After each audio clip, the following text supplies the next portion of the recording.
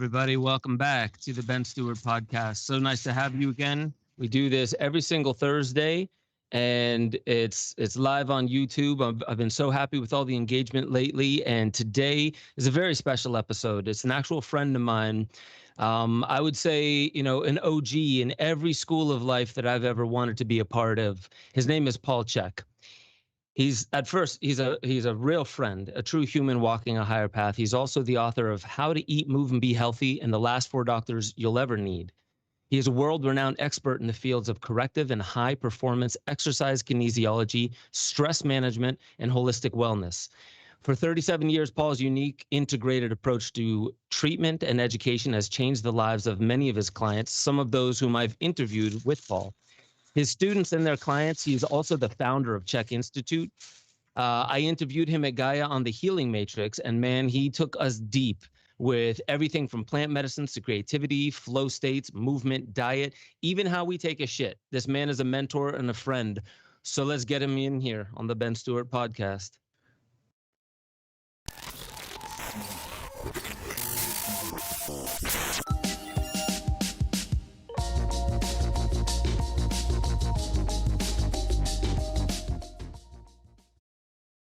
All right. I had to say that, man. Even how to take a shit. When I interviewed you on the Healing Matrix, I love that we got into some seemingly disparate topics, but it all was super cohesive around health, going beyond just the health of the body and the health of the mind. Truly such an honor, man. And let's just get you in here. Paul, how you doing, man? I'm great. What a pleasure to be with you guys. Thank you. I always love hanging out with you, no matter how or where or when, buddy. Yeah. It's gonna happen next month too. And we got Gordo over here. Good to see you guys. Excited for this one. Hey, good to have a tech master. Mm-hmm. I do what I can. I can. So I'm drinking from one of my favorite mugs. Wow, look at let that synchronicity. Shit go. Yep, let that shit go. Absolutely. Hopefully that's not what's in your cup, though. No, I let it go somewhere else, and then I drink other stuff to flush it down. Mm-hmm. Can't make that mistake more than once. No. So, my man, so the first thing I wanted to mention is we got your lower third, right? And you're the first thing you said was holistic health practitioner. Yeah. And before we launch into some specifics, I would love for you to just give a brief understanding of what that means to you, because I know the textbook definition, but what does a holistic health mean to you? And we'll then move from there. Well, it's based on the principle of holism. So the whole is always greater than the sum of the parts. For example, if water is made of H2O. So 2 parts, H2O, hydrogen, 2 parts oxygen, right? But it's not until they come together that you get wetness or that it does the magic of water. So that's the holism is greater than the sum of the parts. And so my function and my training and my background is all about looking at the physical, emotional, mental, and spiritual aspects of a human being. And when people come to me with challenges, it's my job as a holistic health practitioner to identify the root cause of what's creating their discomfort or their performance challenges or their cognitive disorders or whatever it is. People come to me with everything you can imagine, and ranging from the best athletes in the world to sick kids to moms and grandpas and everybody else. So for me, holistic health really goes from the soil to the cosmos, because every single one of those things is not only what we are, but it's what we have to stay in tune with to be in harmony with the greater aspects of ourselves that have tremendous influence on us. So hopefully that's not too long-winded, but really it's looking at all the things that you have to look at in order to get to the real root cause of a person's problem, or you're just doing palliative care, and that doesn't work very well unless you're a drug salesman. Yeah, you're not just ameliorating pain and avoiding what's causing it. You're looking at how the system even flows, and that's what I've always loved about you is you are such an avid philosopher as well. Deeply well-read. I was amazed when I went to the Heaven House and I saw the books that you just have in there, and I know you have plenty more.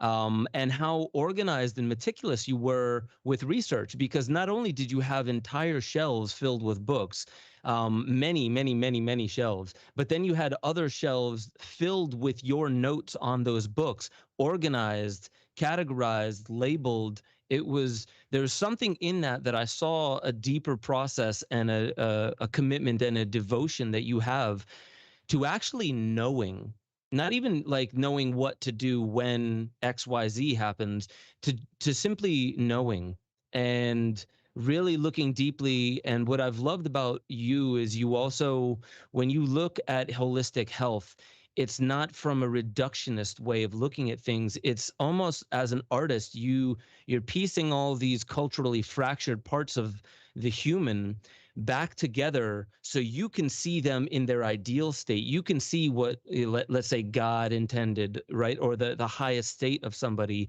and help guide them back there. That's what it always felt with you. What got you so deeply? Was it your practice that got you deeply invested in the philosophy, or was it the other way around? Well, it really began as a child.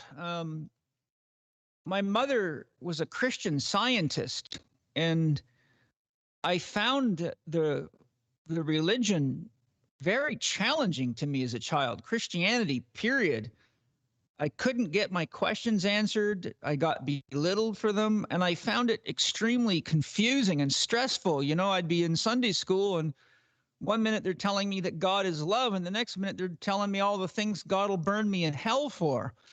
And so I'm like, I was just like a 7-8-year-old kid, and I'm like, what in the world? I don't get it.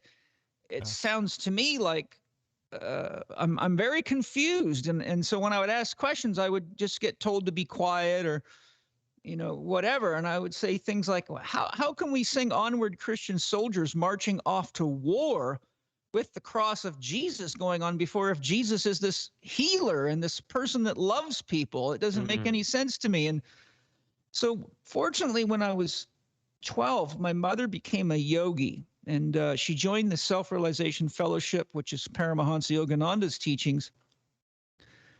And prior to that, my mother, my father died when I was 8, and my father left my mother when I was probably 3, and it was very violent and, a lot of pain and sadness. And when my dad died, it hurt me badly. I was a very, very wounded. So by the time my mother became a member of the Self-Realization Fellowship, I was in a lot of stress. My mother had remarried. My stepfather was just a out of control grizzly bear who could and did hurt people often. Kids, mom, all of us, visits to the hospital, and nothing fun. So, and we lived on a big 140-acre sheep farm. So my father had no concept of a child. If you were old enough to hold a shovel, believe me, or an axe, you were using it all day. So when I got a chance to start going to the Self-Realization Fellowship Temple, the temple services were run by monks, and I was able to talk to them and ask them any question I had. And they answered every single question beautifully. And I'll never, ever forget the first experience I had. It's like imprinted in my psyche. The first time we went to a Self-Realization Fellowship temple service, the monk that began the service started with a prayer. And it started off, Heavenly Father, Jesus Christ, Paramahansa Yogananda, Sri Yukteswar, Lahiri Mahashai, Babaji, Krishna, saints and sages of all religions, we humbly bow to you all. And it was like a lightning bolt went through me. I felt home. I felt safe. I realized that these monks and Yogananda had love and reverence for all religions and was there to help everybody. And when I would be with the monks, they were so calm and so centered. It was everything that I never experienced in adults anywhere as a child. And so because the philosophy of Yogananda is very holistic and very involved with diet, exercise, meditation, introspection, spiritual growth and understanding through study. He had great poetry. He had great teachings on the mind, and the monks were like living embodiments of wisdom. And so my mother also taking up the yoga philosophy, and both my parents being farmers, they were already into Christian Science. The one thing about it, it's very holistic. So my parents were into natural food. We bought everything organic, and we whatever we didn't get off the farm, we went to a organic co-op. And so my mom was already very holistic, and my father being a farmer, I learned a lot about animal husbandry and raising plants and the soil and how you have to care for things, and the importance of veterinary medicine. And we had a big working farm and a lot of animals, and so because of my upbringing, I learned on the farm that you have to take care of plants and animals or you'll go hungry as a farmer, and that's bad news. And I learned from the monks how to take care of a human being and how to be a human being. And I remember having a profound experience of, this was later on, but after I began studying world religion, and I remember the first time I started reading Yogananda's books and other books, and the first thought that went through my mind is, what in the hell happened to Western religion? Eastern religion, whether it be the Vedic philosophies or the Upanishads or the teachings of Lao Tzu, the Tao Te Ching, the I Ching, Chang Tzu, all the Eastern religions are so much more evolved and so much simpler and clearer and love oriented. And it was just like, what in the world happened in the Western religions? And I just found that so much of my patients' problems emanated directly from their religious programming about what God is and what God wants, and all the sinning and all the insecurities and all the attempts at perfectionism so you look good for other people. And I was shocked at how Christianity degrades women and just makes them evil and second class, worse than second class citizens. It shocks me that women even do that religion. But so that combination of factors, being raised on a farm, being introduced to yoga at the age of 12 through Yogananda, learning to meditate.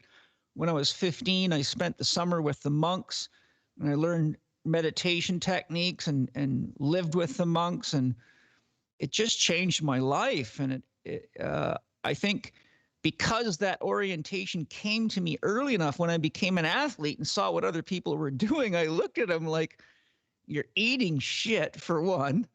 I could just see that they didn't really understand how to be an athlete, staying up late at night, watching television, drinking soda pop all the time, eating candy all the time. And I noticed too that whenever I lived in the country, so everybody that I played sports with was a bunch of badass farm boys. And so whenever we'd play city teams, we would destroy them. And I noticed that at least my buddies ate the food off their own farms, even though they didn't have a kind of the diet that I did, but they were still just like way tougher and what could work way harder. So I really sort of got an early indoctrination to what happens when people eat close to the land and do hard work every day, how much that improves their athleticism. So those are just a few of the key factors. Yeah, dude, there's several points in that I really like. And the first one, I want to bring, the audience all the way back to the first thing you said, was in school, And you're saying like what happened to Western religion? There's somebody in the chat that said truth happened.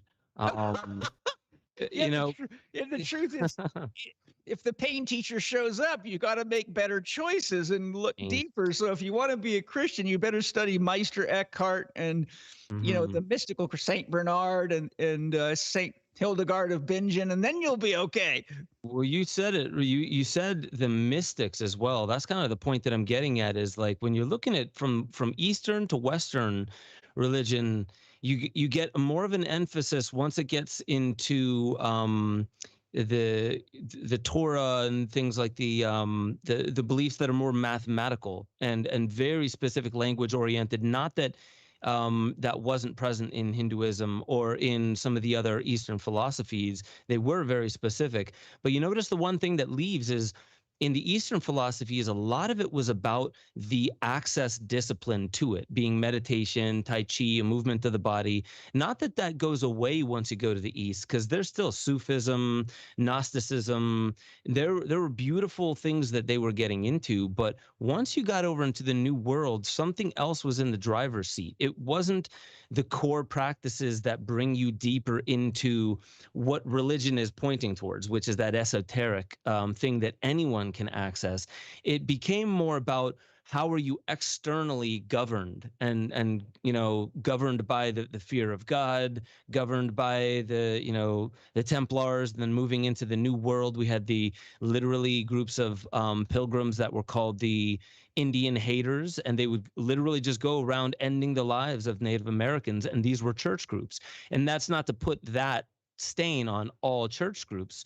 I also think that religion still has within it a core, a seed, almost of a code or a gene that it used to be when it was more in touch with its mysticism. But the reason why I went all the way back to your school is when you had the hard questions. This is what proves the point of what I was talking about. You had some hard philosophical questions. They didn't engage with you philosophically. They engaged with you authoritatively. Yes. Shut your mouth. So that they're shutting down faculties rather than enlivening faculties within you. And isn't that what we did with education as well? Yeah. So as we get more Western into the New World, the difference is with you. One thing that I've loved about you and your work is there's a lot of people that talk about many of the categories that you talk about, but with you, the way you speak and what you talk about, you can tell what's in the driver's seat for you is how do we improve the wellness, spiritual and otherwise, of the human being. Whereas most religions that went west, they stopped caring about the wellness and the well-being of the individual and the culture, and more of an oppressive, this is how we extract resources. It became an authoritative industry. Yeah, one of the things I'll point out too, just because you mentioned Gnosticism, I've studied a lot of Gnosticism. I've studied Jung for 25 years, and he was heavy into Gnosticism. But here's a great example of something that was like the undergrid of Christianity. It was, prior to what we would think of as Christianity, Gnosticism was still alive and right tucked up next to paganism. But the Gnostics also had this thing of an external God. I mean, God was external to them, and they also were apocalyptic. Very talking about end of days and so all of that. You see a lot of that same externalization of God in the Abrahamic religions and the apocalyptic concepts. But when you get to the Eastern philosophies, you get much different. God is within. The Vedas say Mind. Brahma, Atman is Brahman and Brahman is Atman, which is meaning God is your soul and your soul is God. So there's nowhere you have to drive to and no membership you need to pay. Hold still and there it is, and I think that's one of the kind of the key distinctions. The monotheistic religions push God outside and separate it from the rest of life. So it's almost as though you got to die to get to God, or you got to get somewhere to get to God. You got to go to a church or something like that. But when you really look deeply into yourself or into enough spiritual philosophy from around the world and get yourself clear on what the word God means, then you start to see how dangerous it is to put God outside of anything, period. And I think the whole world's seriously suffering because we've lost our polytheistic relationship with nature, where we see God in the soil, the stars, the moon, the earth, the plants, the trees, the waterways. That polytheistic attitude was the attitude of shaman. It was the attitude of native cultures, and it was the attitude that led to caring for the earth and seeing God in each other and having ceremonies to celebrate that. And as Terence McKenna points out in his book, The Food of the Gods, the use of plant medicines to remind us not to get too stuck in our egos and to stay close to the earth and to connect to each other. And so, now what we've got is this patriarchal God religion where God's somewhere else and the earth is just a way station. You can do what the hell you want. You're going to leave here anyhow. You're coming here to bear your children in pain and toil in the fields. And so what we got is now we've got a God that's nowhere to be found, and we've got a world that's being destroyed by scientific materialism. And the grand majority of those people are Christians. If you do the research, that's clear in the research. And so it's not that I have anything against anybody's religion. It's just that I make a living helping people through diseases and life challenges. And after 37 years of investigating this very thoroughly and having a very comprehensive system of physical, emotional, mental, and psychic evaluation, I can tell you that this is a really deep-rooted problem that's goes right to what we're dealing with today. You just look carefully at who's behind the show going on right now and how they handle people and what their beliefs about what they are and what we are. And you don't have much difference than the Roman empires or Chinese emperors ready to slaughter anybody and get rid of anybody they don't like. I mean, we're playing Hitler games right now. It's very true. It's very true what you're saying. And like basically the externalization that I see that's happening today, I talk about on my Waking Infinity News a lot, where it's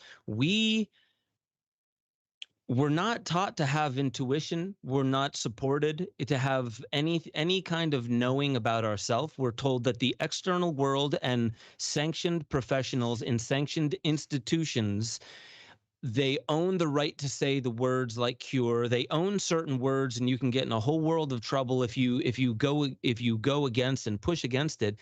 And then you look at the massive amount of literature that comes from these specific institutions. Not a word about how to breathe. Not a word about how to move. Not a word about how to eat or think, or breathe, or think, eat, or be healthy. It's illegal to be exactly. Healthy. They think your thoughts for you, and if you think critically, you're dangerous. And like that's what I love about your book here, how to eat, move, and be healthy.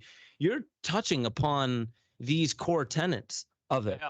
And so for me, you're definitely right. The externalization of God that you're saying, like even in the Gnostics was seen.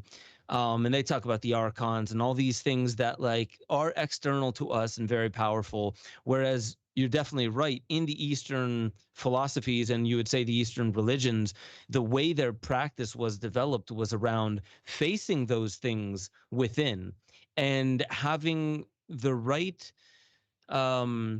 methodology to be in your center, calm your nervous system, use your breath, focus, don't shy away from what you are seeing. It's a part of reality, but it is also something that exists within you. And once you have a better methodology to not let what some of your own shadow content would be take a hold of your nervous system, then that's how you start empowering people. Take your health back into your own hand. That means your mental health as well, your spiritual health. And these core tenets are a kind of hygiene of the mind. And so we hear, scrub your hands 5 times a day. Anytime you touch anything, wear plastic gloves, put a mask on, stay away from people, stay inside closed doors where it's just reused air being recirculated. None of these things are anything but what Charles Eisenstein calls bowing at the altar of safety.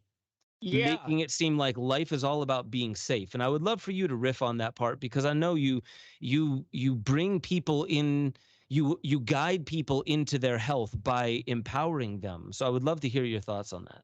Yeah, you've triggered an avalanche of possible thoughts on that one. Don't know I can juggle them all because they're popping up left, right, and center. And I just was enjoying listening to you share there. So the first thing I want to point out is that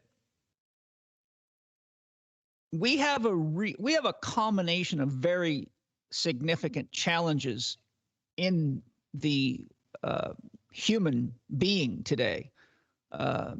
Not the human being in and of itself, but in the way that we've been programmed. And one of the things that's a problem is that the monotheistic religions are ethnocentric religions.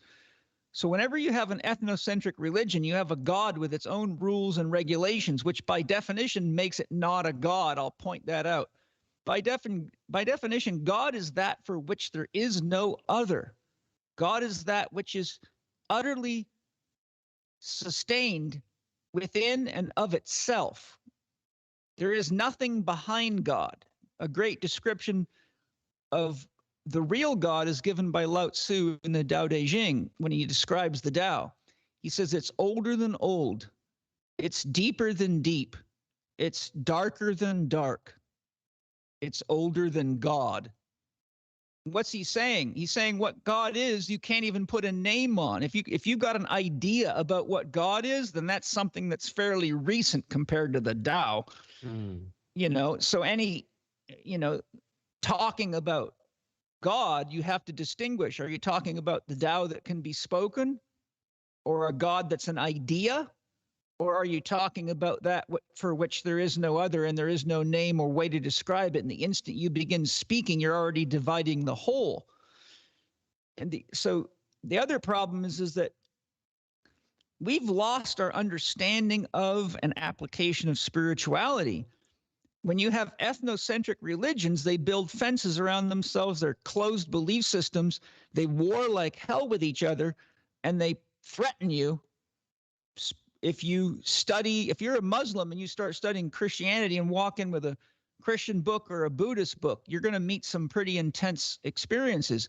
If you're a Christian and you show up with a book on Buddhism or Vedanta or Patanjali's, you're going to meet some pretty interesting reactions, because you're now going outside of the belief system. You're now a traitor. So there's this very defined fence, because belief systems are by definition closed and they have defense mechanisms built into them. And if you look at the science of brainwashing, you can see all the tenets right there. The Catholic Church had brainwashing mastered by the 8th century AD, and they've been perfecting it ever since. But this leads me to a bigger point. Spirituality, a simple definition of spirituality, is connecting to a greater whole. So as we grow in consciousness, we realize first, if we're smart, boy, my ego is not as reliable as I thought it was. Whenever I'm making decisions from my ego, the chances of me having relationship problems, financial problems, and about everything else is very real. So the first thing you have to come to realize is what you think of as yourself is very susceptible to programming and trickery, and you've got to figure out, how do I get beyond myself? So you take the hero's journey. What's the first thing you got to do? Well, you realize there's a crisis. Second of all, you realize if you don't do something about it, your life's going to stay the same as it always has been, which is shitty, or you wouldn't be irritated and ready to go on the hero's journey. But then you got to find a mentor. And so right there, you see the spirituality is growing, because now you're going outside of yourself to get guidance to somebody that has the skill and the wisdom to help you through whatever it is that you have to conquer on your hero's journey, which first and foremost is realizing who and what you are. So you go on the hero's journey, you meet people, you come into challenges, you're often brought to the edge of yourself. And then you have to say, okay, how, not only who else can help me, but you've got to start really learning from people. And so as you go through the hero's journey, you're meeting people that oppose you. You're learning what their beliefs are. You're learning what your commonalities are. Then you're learning that there's other masters that know other things that give you different perspectives. And eventually, if you're lucky, one of them, like a monk, will teach you how to communicate with your higher self or your soul. And then you'll realize that there's a part of you that has wisdom that your ego was completely and utterly blind to. So now you're not only growing in your sense of self, but when you come into contact with your own soul, you learn how to be aware of other people's souls, and that plants have souls and animals have souls, and that everything is a divine expression. And you realize you can talk to these things by quieting yourself and connecting to them consciously. And so without, a long technical explanation, what I'm trying to show is that as we grow spiritually, we grow from an I-oriented perspective to a we-oriented perspective, which is me and my group, my friends, my fellow church members, whatever. But then you mature into a world-centric or an all perspective, because you come to the realization that your life can't be what it is without everybody and without the whole world. I mean, if you look at the computer you're using right now, if you could track down every person that was involved in the making that computer, where all the supplies came from, you would probably have something close to a web that covered the globe in many ways. If you look at where your car parts come from, how it got there, if you look at anything, look where your books come from, you will see that what we do in the world today is a team effort. And the bike you ride was made by somebody else. The toilet paper you wipe your butt with was made by somebody else. The food you eat was grown by somebody else. And the list just goes on and on. So you come to the realization, wow, I need everybody on this planet. And the healthier they are and the happier, the better the products are, the better relationships are, the better we care for each other, the better we care for the world. And while this process is going on, you might get a kind of question like, well, who am I really? And you could start with your body and say, well, what is my body? Well, it's organs and glands and systems, but what's that made of? Well, that's made of carbohydrates, fats, and proteins. And where'd that come? Plants and animals. Well, where'd that come from? The soil. Where'd the soil come from? Well, a lot of people think it came from the sun. So then you start looking even further and you say, wait a minute, all the elements that make up the earth were once in the sun, but then you say, well, where'd the sun come from? And you find out that black holes suck stars and star parts in, and galaxies and whatever they can get a hold of for millions of miles around, and that inside the sun, all those elements came from a myriad of other stars. And the next thing you go, holy shit, who I am took the entire universe to create. My body and your body takes an entire universe to create. And so now your sense of spirituality reaches to the edges of the universe. And then you say, well, what's behind the universe? Well, then you get to the Tao, or you get to the real God, or you get to pure potential and science. And you say, well, that's the source of everything. I don't care if it's a universe, a multiverse, an omniverse. And you start studying the Sumerian tablets and extraterrestrials and however wild you want to get. And what do you keep hearing? You get led right back to the Kabbalion, the ancient alchemical principles, as above, so below. The Sufis had it right. They say there is no God but God. I worship everything and everyone. Now your sphere of spiritual development embraces all that is, and you are all that is, and so is everybody else. But you look around the world and you see people that have been totally brainwashed into these very infantile levels of consciousness and taught that, God is a man, and that, priests are gods and scientists are gods and doctors are gods, and you got to be an obedient little character. And, everything you see that leads people to running and putting their life at risk for an ice cream cone or $100 now, and not even asking any questions and believing whatever's told to them in Sunday school, which is now their phone and their television screen. no critical thinking, then you come to the realization that the entire education system we have was built by plantation owners, designed specifically to keep the slaves busy, the slaves' children busy, so that they could get more work out of the slaves, and to indoctrinate the slaves' children into following orders and having no creativity, so they didn't disrupt industrial processes, assembly lines, farm assemblies, harvest processes. And we're still using the same damn system that was designed to teach you what to think, not how to think. So here we are. That's my rant. Yeah, man. And what I like about that is you brought attention back to that the outer world that we come into contact with is also us. And so we can view everything that we experience in our life as a form of a mirror. So imagine that we're in some kind of like holy divine mirror. Prism, right? A prism. And we can see different aspects of ourselves depending on how we orient our focus and our perception. And you also laid out a bunch of things that a bunch of ways that we distort that mirror into making the right things and the true things, appear to be the wrong things and the false things, and vice versa. Yeah. But you brought it back to, it takes an entire universe to create a human.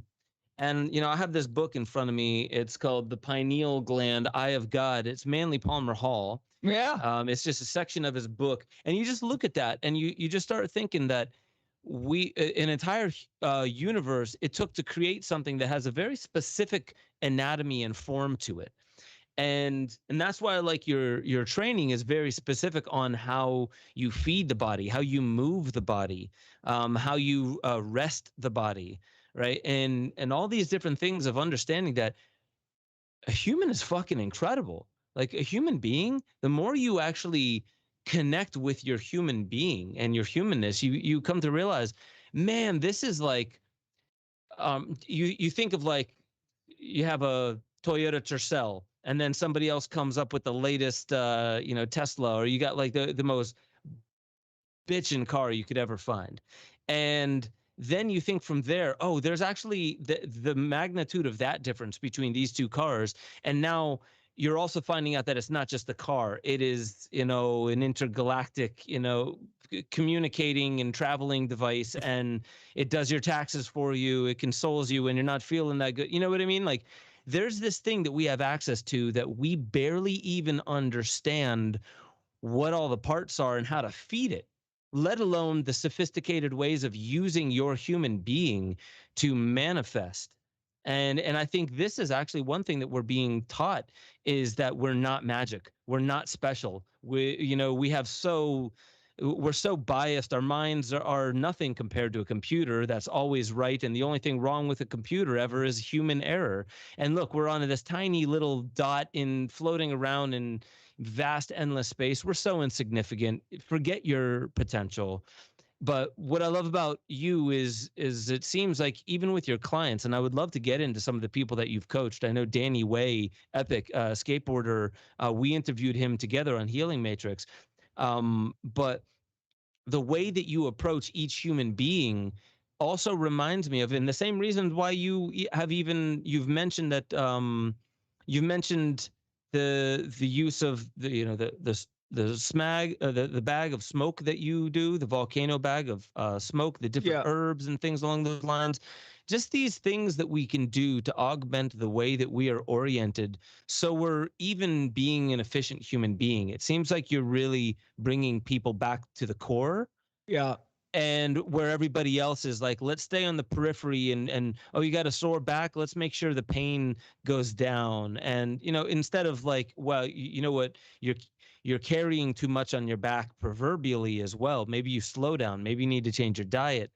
So I know that was a mouthful, and I really want to, eventually get into some of these comments that are coming through, because there are people that are in there commenting saying, you're a living legend. Oh, thanks. It's always funny to hear that, there's a point I want to make, Ben, because you brought something up that I run into often enough that I'd like to address it. And that is the insignificance of a human being. I studied Marcus Aurelius, and he also really was heavily oriented toward that concept. And I can understand it from one perspective, but I also think that there's another side to the coin. If you study tantra, and for example, I got a great book here that I'm using for research. It's called The Triadic Heart of Shiva. I don't know if you're familiar with that one. Mm-hmm. It's an excellent book. I've got many books on tantra. I love tantra, but the tantra's philosophy talks about that. They speak of the Bindu point, and that the Bindu point is the origin of sound. It's the origin of frequency. It's the origin of what David Bohm would be calling the implicate order becoming the explicate order. But what I'm trying to bring up here is that a point is a dimensionless object that's not an object. Like a photon has no mass, but somehow you can count them and you can measure them, and we interact with them and we're made of them, but the photon itself has no mass. So the point is paradoxically there, but not there. It creates matter and form, but you can't weigh it or measure it. The point I'm making is that the point has the power of infinity within it, like a seed. And everything that's created in the created universe always is a collection of points that produces the energy and the intelligence and the information to weave itself into material form, which is really consciousness creating form to interact with itself, to look and experience itself, because consciousness has nothing but itself. This is why Plotinus says the greatest danger of the soul is that it falls in love with matter and loses itself in it, because it doesn't realize that it has become the matter as opposed to engaging the matter. So to put this into a concise statement, the power of God, the power that makes universes, is fully present in every single point. And a human being is a collection of points. So is a rat. So is a cockroach.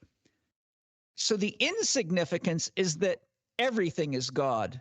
But the significance that gets overlooked is that we all have the power of the divine within us. And spirituality is the process of learning to access that power and use it to create and bring more love and connection and harmony and beauty and consciousness into the world.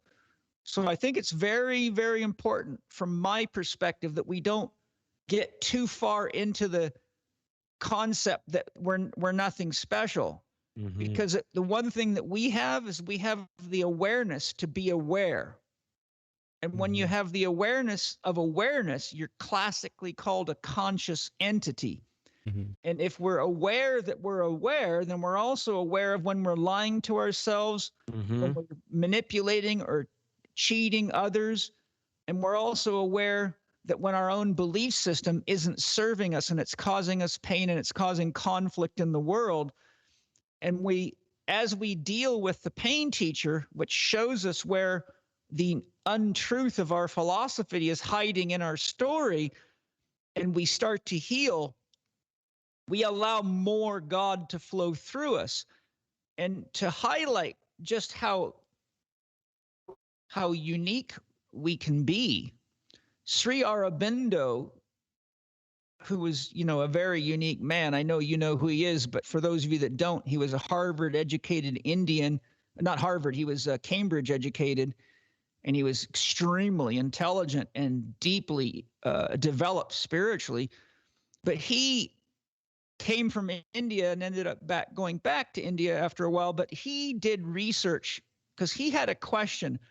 What is it that the true spiritual masters are doing to do these miraculous healings or manifest stuff like Sai Baba and all the kind of crazy stuff anyone that studies these spiritual masters knows they can do, from levitation to, I mean, I've seen some crazy shit on documentaries. I saw a Taoist monk one time to demonstrate his ability to use the power of God. He put a shovel in a fire and let it stay in there until it was so hot. When he picked it up, it folded over backwards. It was white hot. Then he held it to his tongue for about 30 or 40 seconds and was smiling and laughing while he was doing it. And you could hear the water steaming and literally see steam shooting off of him. Then I've seen documentaries showing where they do training for monks. They're way up in the Himalayas. They're naked, sitting like way the hell up on a cliff in the freezing cold weather with snow on the ground. And they wrap these soaking wet sheets around their bodies. And in their training, they have to dry these sheets out. And these guys are generating so much heat, there's just clouds of steam billowing off them. They're drying like 5 or 6 sheets out in just a short period of time, like a half an hour. And you're like, what the hell? These guys are turning into infernos. So when you start looking at what these guys can do, so Sri Aurobindo is like, I need to know what the difference between a real spiritual master is and a fake one. So he looked into this and he identified 4 things that make a spiritual master a true spiritual master. And I'm bringing this point up to show human beings are very unusual, because there's no other animal in the animal kingdom that we know of that has these abilities. And these guys are showing us what we're capable of. First of all, he said they all draw their power from unconditional love. That is another word for God. Unconditional love and God mean the same thing. They don't do it themselves. They are vehicles, channels for God. They don't heal people themselves. They could all turn a negative into a positive. So they can take a negative situation and turn it into a positive. They all could create beyond the laws of physics. They could all do things that classical physics say are impossible to do, and they did it regularly. And they brought equanimity and harmony wherever they went. Okay? Now that makes you not an ordinary average person, even in the universe. So we can all draw from unconditional love because it's what we really are.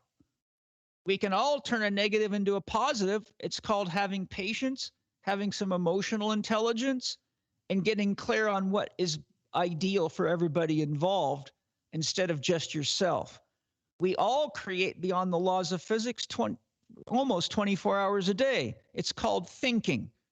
Whenever you can jump as high as you want in your head. You can have sex with anybody you want to in your head. You can come up with the greatest inventions in your head. You can come up for new strategies. Most everything we call dreaming, planning, or creating begins beyond the laws of physics in a non-local domain of mind, and we then put physics to the process to embody the dream, goal, or objective. So we're all creating beyond the laws of physics. It's just, are we doing it well, or are we just doing what everybody else is doing? And we can all choose to bring equanimity and harmony with us. The first thing you got to do is bring it into yourself, and then whether somebody likes you or not isn't the issue, because what's coming out of you is a stabilizing force. And look, they killed Jesus and they've killed many, many great saviors. So it wasn't that they didn't bring equanimity and harmony. I'm sure many of the people listening have had somebody that they love hell-bent on an argument with them, and they try to say, look, I don't want to argue and I don't want to fight. But some people just won't quit fighting because they're just addicted to trauma. So the point I'm making is, we can bring equanimity and harmony with us, and the squirrels will respond and the birds will respond. But if people don't respond, that's because they're just caught in their own story. So that's my way of saying we're not that special, but we're damn special. And it's better to remember the damn special, because not that special isn't very inspiring to a lot of people. And I say, if you want to be not that special, then be average. Carl Jung said the average man can never be successful. By definition, average is not successful. But average means you have to live the life of an average person, and you have the problems of an average person, and the income of an average person, and the sex drive of an average person, and the creativity of an average person. And you watch television and you end up in medical problems, and you could die of the so-called medicine they keep passing out because you were too average to think for yourself. So if you want to be the same as everybody else, then go ahead. But if you want to be like the masters, know that you have everything the masters have inside of themselves. And that's why Jesus said, anything I can do, you can do better. You know what I love about that is there's an aspect of being what we would consider from a certain frame of reference, finite beings. We have access to something of the infinite. And we are it. We are it. Right. So what makes us so damn special is owning it, it seems. There's an aspect of owning it, acknowledging it to a degree, and you don't even have to wrap your entire head around what is our full potential. It doesn't really matter wrapping your head around it. What matters is there's a certain balance between what you were saying, drawing from unconditional love, creating beyond the laws of physics. These are things we always have access to, but some of us are too heavy-handed in one, and we're very deficient in another, and those are synergists to one another. So part of our being special is not just, it's knowing the best practices, and that's also debatable. What are the best practices of stepping into your potential, of acknowledging and owning how special we are, and also being able to acknowledge not what can I do that will make my life better, but as you were saying, beyond that, there's this social thing, and then there's a global thing. And what is it that is global, or just beyond the individual, at least, that so right now, I guess is the perfect time to say it. I have people in my house, and it's not a big house, but I have people in my house that I knew very little before this, and so there's 3 people, there's a whole family. We're talking about community, and there's this kind of like vague idea of when things are going to start moving and start working, and it's very intense having so many new eyeballs and noise generators, and these are beautiful, amazing people. But what I mean by that, I'm even talking about me and my kids. You notice when there's just a lot more noise and a lot more observation going on in a small little space. So it's been very challenging, but the entire time I've known that I'm not here to avoid challenge, and I don't think that's what humans are here to do.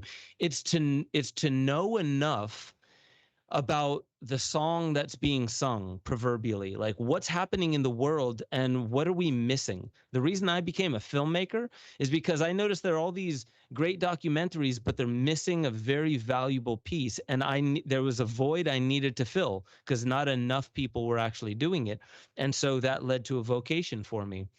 But with that is being able to acknowledge who and what not just we are, but what it is that we are interacting with as this individual with an external world. And we're still trying to figure out if it's one fixed concrete thing or a shared hallucination, what have you. So I guess the way that I kind of want to steer this is why and how I want to get back to the tantra thing, because I actually had that written down here to talk about, but I want to know, like, why and how do you think, what kinds of methods do you believe are good that break us out of mental habituation, this rigidity where we're still functional, we go to work, we take care of a family, maybe we're not abusive, but we are living like an average lifestyle, and we simply know, like, man, I know there's more to my life than what I'm showing up for right now. Mm-hmm. How do you, with your clients, get past it's not your back, and I don't even think it's your diet, it's the way you think, or it's a disempowering pattern that I'm noticing in you. How do you approach people on a psycho-spiritual level? Well, because that's a deep question, I'll just kind of give you the basics. The first criteria for healing and growing and becoming is stop bullshitting yourself. Most people just constantly lie to themselves and tell themselves stories. And, it takes a lot of work to get fat. It takes 10, 15 years of not paying attention to give yourself cancer. I mean, the body is a miraculous vehicle that does not want to be unhealthy and does everything it can. And it has this thing called instincts to guide you. I mean, how many people, instead of getting up and going pee or having a poop when they need to, keep playing video games or watching porn or whatever till they train themselves right out of their voiding reflex. And next thing you know, they got constipation and bladder infections. How many people feel their body saying, get up and move, but ignore it and sit in chairs for hours on end, and their posture gets all screwed up, their breathing gets all screwed up, their organs aren't moving properly?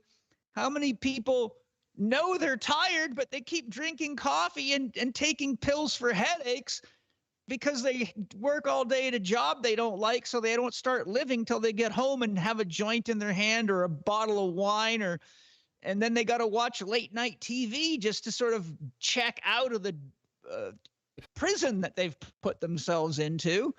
How many people know that they're not in love with somebody, but they're too chicken to go off and be on their own and find somebody more compatible to them, so they stay in relationships that rot and ultimately end up teaching their children how to have a screwed up relationship because they're not brave enough to be honest with themselves. And I could just go on and on and on that one, meaning being honest with yourself. Second of all, I just say, are you paying attention when the pain teacher shows up in your life? How many times have you hurt your back? How many times have you got shitty skin? How many times have your body been all swollen up? How much time have you spent running around to doctors and therapists because your brain's not working? Yet you've seen 1,000 times in front of you books on gluten intolerance, shows on gluten intolerance, and you look at it and you say, oh, that's me, while you're eating cookies, and you go eat some more pasta, and then you watch another show and eat some more shit, and you just never wake up to the fact that the pain teacher just turns the volume up. If you want to keep going, yeah, we can cut your colon out. Yeah, you can end up with arthritis from all that gluten, and you can acidify the shit out of your body and get yourself a parasite infection, a fungal infection. You can end up on 30 different drugs, all poisoning the hell out of you because you're not telling yourself the truth and you're not listening to the pain teacher. Really, if we just be honest with ourselves, have a clear sense of what our dream is for ourselves and our life at any given moment, and we listen to what we're doing, pay attention to what we're doing that's creating pain for ourselves, physically, emotionally, mentally, and spiritually, like believing in a God that's going to burn you in hell when there's a lot better gods you can shop for. That's like wearing a shoe that doesn't fit just because your mom gave it to you 6 years ago, but now you're a foot taller, but you're still wearing the old shoe and it hurts like hell, but everyone else is in pain and they keep going to the same God, so I might as well be like them. Well, that's called not growing up. It's called the eternal child. When you become an eternal child, you're a victim to anybody that wants to control you and take your money.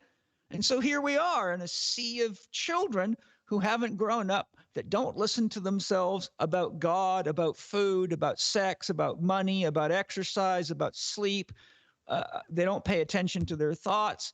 And they're wondering why the world's so fucked up and why it's so scary out there and what's going on. It's like, well, you can't wait for a crisis to decide to get your shit together. That's like waiting till you're in a crisis to learn how to speak to your soul, but your ego's got such a stranglehold on you that you'll never learn to hear God until you can learn to let God choose what socks you're going to wear and what foods you should eat.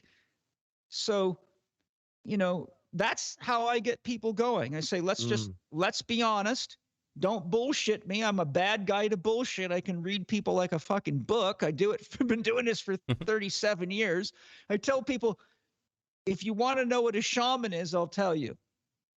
A shaman is someone who's played all the games you're playing, but's a lot better at them than you are. Meaning, I've already seen all this shit because I had to work through it myself, in myself. And I've seen all the games that can be played with money, sex, whatever, because I've been coaching people for 37 years. So I've had children for 37 years, you could say. And some of the most rich and famous, and some of the most poor and screwed up. And how much money you have is no indication of how evolved you are, how awake you are at all. You can be very, very rich, but very, very still a child and still lost. And a lot of them are. In fact, I got to tell you a real quick, short story. Please. You might know of it, but I got to share it because the spirit wants it to come out of me. There was this billionaire who had all these health problems. He was emotionally a mess. Health was a mess. So he told his assistant, you've got to find somebody to help me. I've seen all these doctors and all these psychologists and therapists, and no one's doing a damn thing for me. So he said, I don't care how much money it costs or how long it takes you. You need to go find someone that can really help me. Well, it took the guy a few years, but finally he flew back, having found a true master spiritual teacher in the Himalayan mountains, 14,000 feet, where he had to walk for days on foot with a donkey and a guide to get to this guy. And he talked to the master, and the master says, oh, I can probably help him if he wants to be helped. So he flies back, gets his master. He says, we're going to have to go on a long journey, and it's going to be tough because we got to hike for days, but this guy can help you. He said, I don't care. I'll do anything. So he finally makes the journey. He flies to India. He takes the donkeys and the trails, and it takes a long time to get there. He's a little bit agitated from how hard it was to get to the guy. And he shows up, and there's this yogi sitting there on a woolen blanket with a loincloth, long bearded, matted hair, looking like he lives in the wild. And the first thing the rich guy says to him, he says, if you're so poor, what the hell makes you think you can help me? And the yogi looks at him and says, if you're so rich, why did you have to come all this way for my help? Mm-hmm. And there you have it. Yeah. Yeah. Interesting because point. He wasn't rich in the right areas. That's the point. For sure. There's definitely, there's definitely an aspect of overcompensating in business and needing more and more, and having a type of greed that allows you to hoard more with you, one single individual, than most could ever dream of, and something that could massively help other people. And you see that there's all these even blocks in front of people. There's these like, well, it's my right and blah blah blah. This is the way the system is, and there's a natural pecking order to things. All these excuses that keep us from even seeing what is the best use of myself, what is the best use of my time, and the gifts that I bring.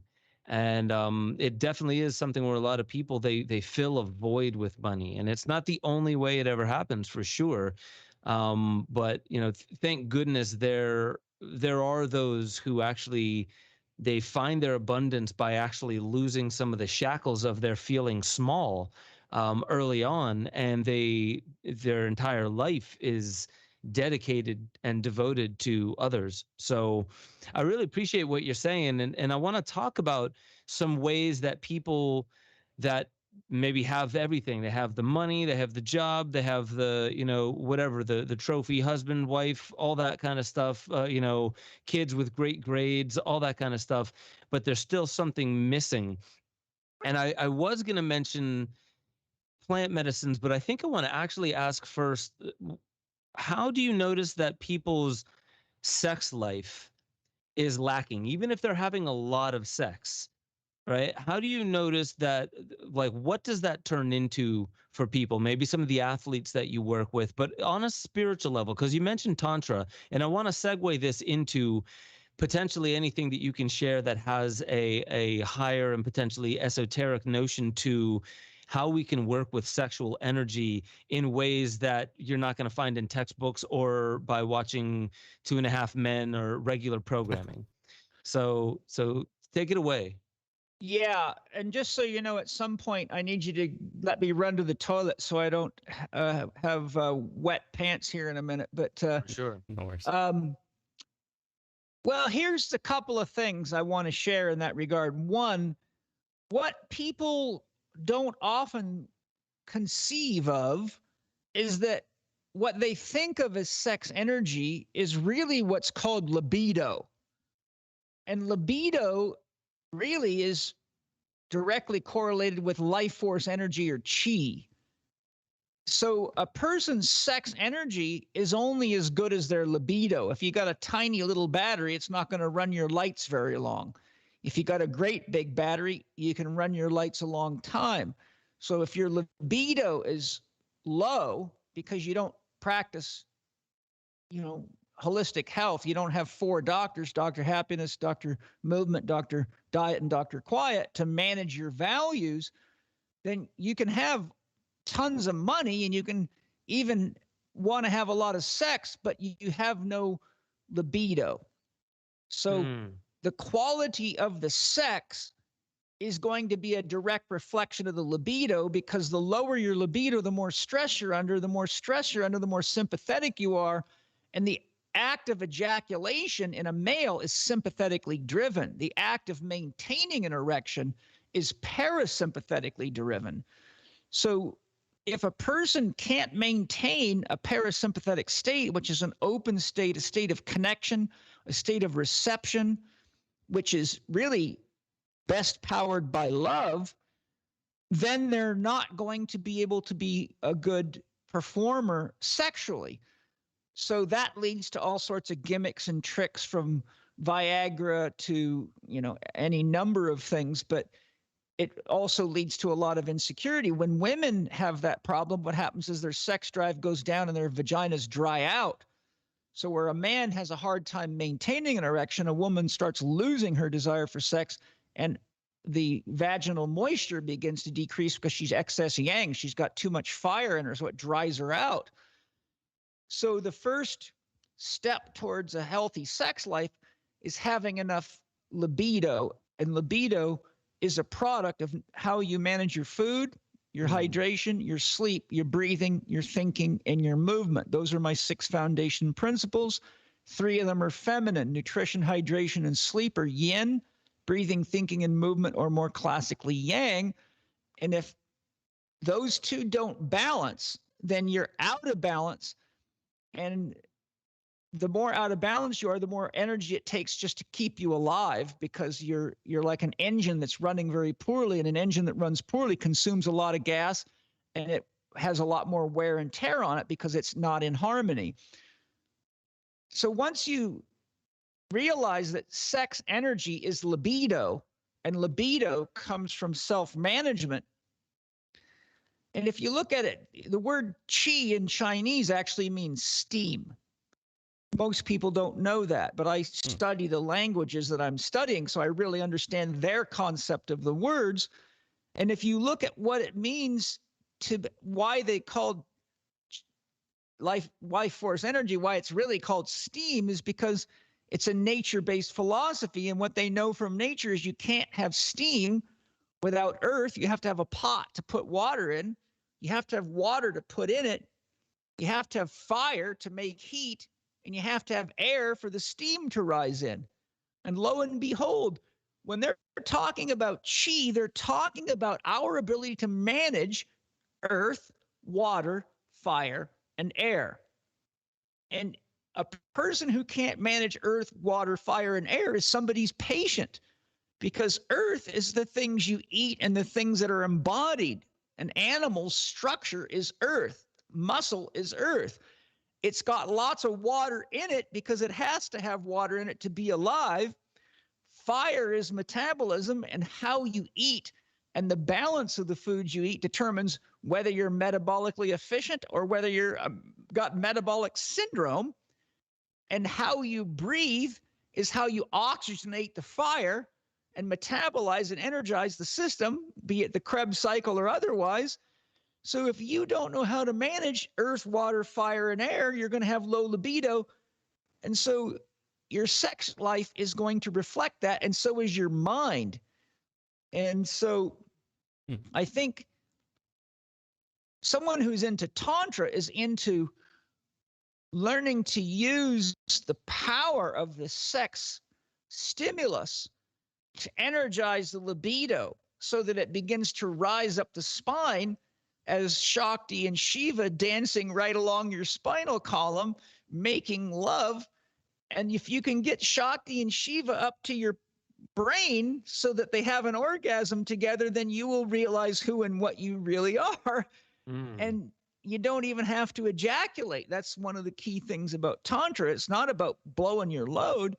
It's about being fully present, not only with your lover, with yourself, and with the vital life force energies in you, and noticing that as your partner and you engage in a union experience and you support each other in this upwelling of life force energy, if you can use that to not ejaculate and to bring it up higher as you practice, then the wisdom of the second chakra opens to you. Then the wisdom of the third chakra opens to you. So the first chakra, you open to the wisdom of the earth element. Second, to emotion and the water element. First chakra is you open to the wisdom of what true safety and security is.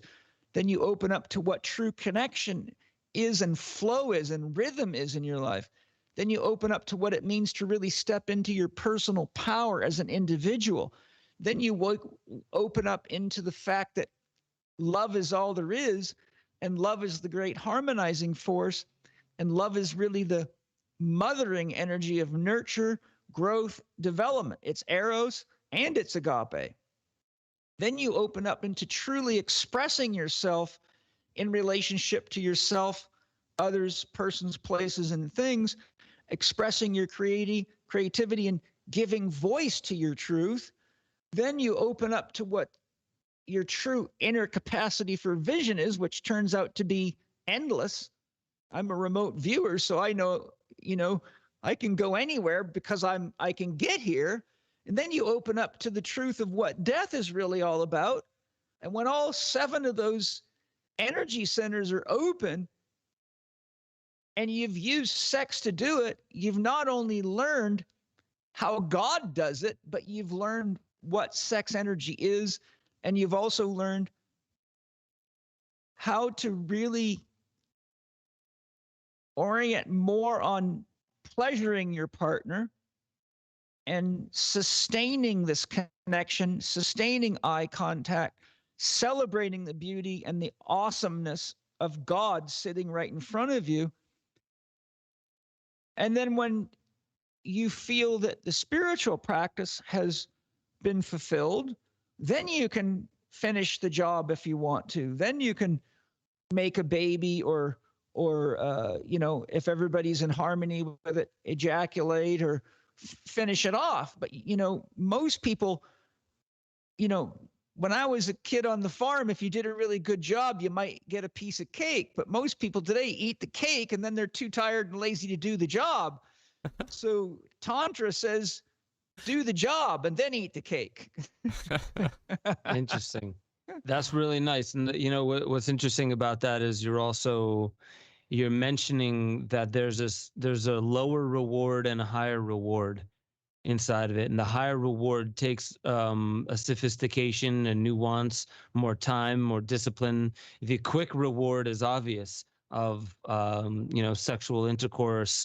The harder, the deeper trick is actually cultivating love in those moments, and not just putting the word lovemaking on top of something that maybe had nothing to do with that. Just 2 people masturbating each other with each other. Yeah. Yeah. Banging meat together. The thing too is I don't want to misrepresent Tantra. Sex is, I think there's like 113 precepts of Tantra, and sex is only one of them. So it's a very, very evolved aspect of Hinduism. And it's got teachings for the mind, for the emotions. I mean, it's a very, very deep philosophy. Most people only think of Tantra as a sexual thing, but it's really just a microcosm of the whole philosophy. It just so happens that from my experience of studying Tantra, they use anything as a path to growth and development. It could be food, it could be exercise. It's really an approach that teaches you an understanding of consciousness and how to raise consciousness. And I love Tantra because it's not full of all this baggage about sex or food or whatever. Mm-hmm. It's really like, quit playing stupid games and get down to the real deal here. And here, really what you find out is almost anything you can do is a path to God. You can become enlightened as a shoemaker. You can become enlightened as a butcher. You can become enlightened, as a school teacher. You can become enlightened as a lover. You can become enlightened as a warrior. It's really about realizing that it's all God, experiencing God. And without this, God can't know what it is. So when you realize that we're all God experiencing itself so that it can have its own self-realization, because really without consciousness in the middle, which requires an agency that's a mixture of unconscious and superconscious, God itself, you could say, is superconscious, which in quantum physics means you're trying everything at once simultaneously, which means you can't know anything. Because if you're doing everything at the same time, how do you know what you're doing? And you understand? If you're driving in every direction at once and I say, where are you going, Ben? You can't tell me the answer, can you? No, it almost sounds like DMT. You're experiencing pandemonium at once. And if somebody were to ask you, what are you feeling right now? The closest thing might be everything, and also not that. If they were to ask me when I'm doing full hit of DMT, they wouldn't get an answer because there would be no conversation to be had because I'd be in a non-dual experience. So that's the point. God at source is non-dual. So if you take a circle and divide it in half and make the bottom half dark like when the moon is dark and the top half light, you could say the superconscious is the top half and the unconscious is the bottom half.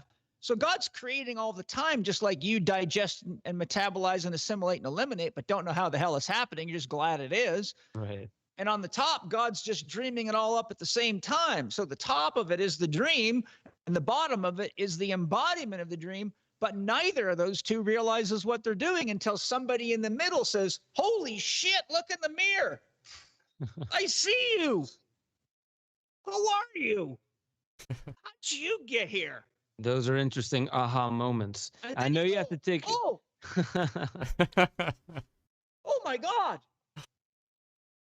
And then you get why St. Francis of Assisi would say to people when they kept asking him, how do I find God? He would say, what you're looking for is what's looking. Yeah. But you got to be conscious to realize that. So you see, between the superconscious and the unconscious is all entities. Consciousness is, Annika Harris beautifully says, to be conscious means that it's something it's like to be you. So if you ask a bumblebee, what's it like to be a bumblebee? It can tell you, but it can't tell you what it's like to be a dog. So a bumblebee is conscious as a bee. That doesn't mean they're better or worse than us. God, what would we do without the bees? So you're conscious when you know that there's something that it's like to be what you are. Yeah. Yeah. And that's where we're at. We're right in the middle. And it's only through us or beings with our level of self-awareness that when you have an enlightenment experience and you say, oh my God, holy shit, I get it.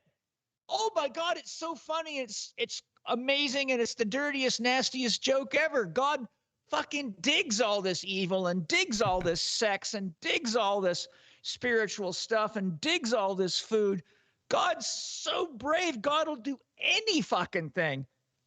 And one day I said to God, why do you keep trying to kill yourself, referring to the people of the world? You know what God said back to me? I can't.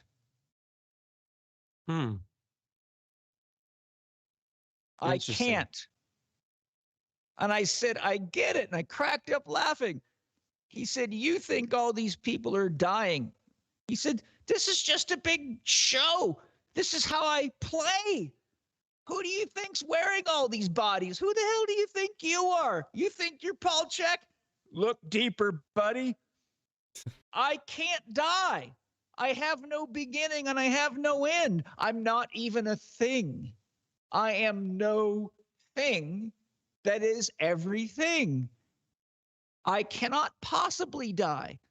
It's just, what experience do you want to have? If you want to kill yourself slowly, let's do it.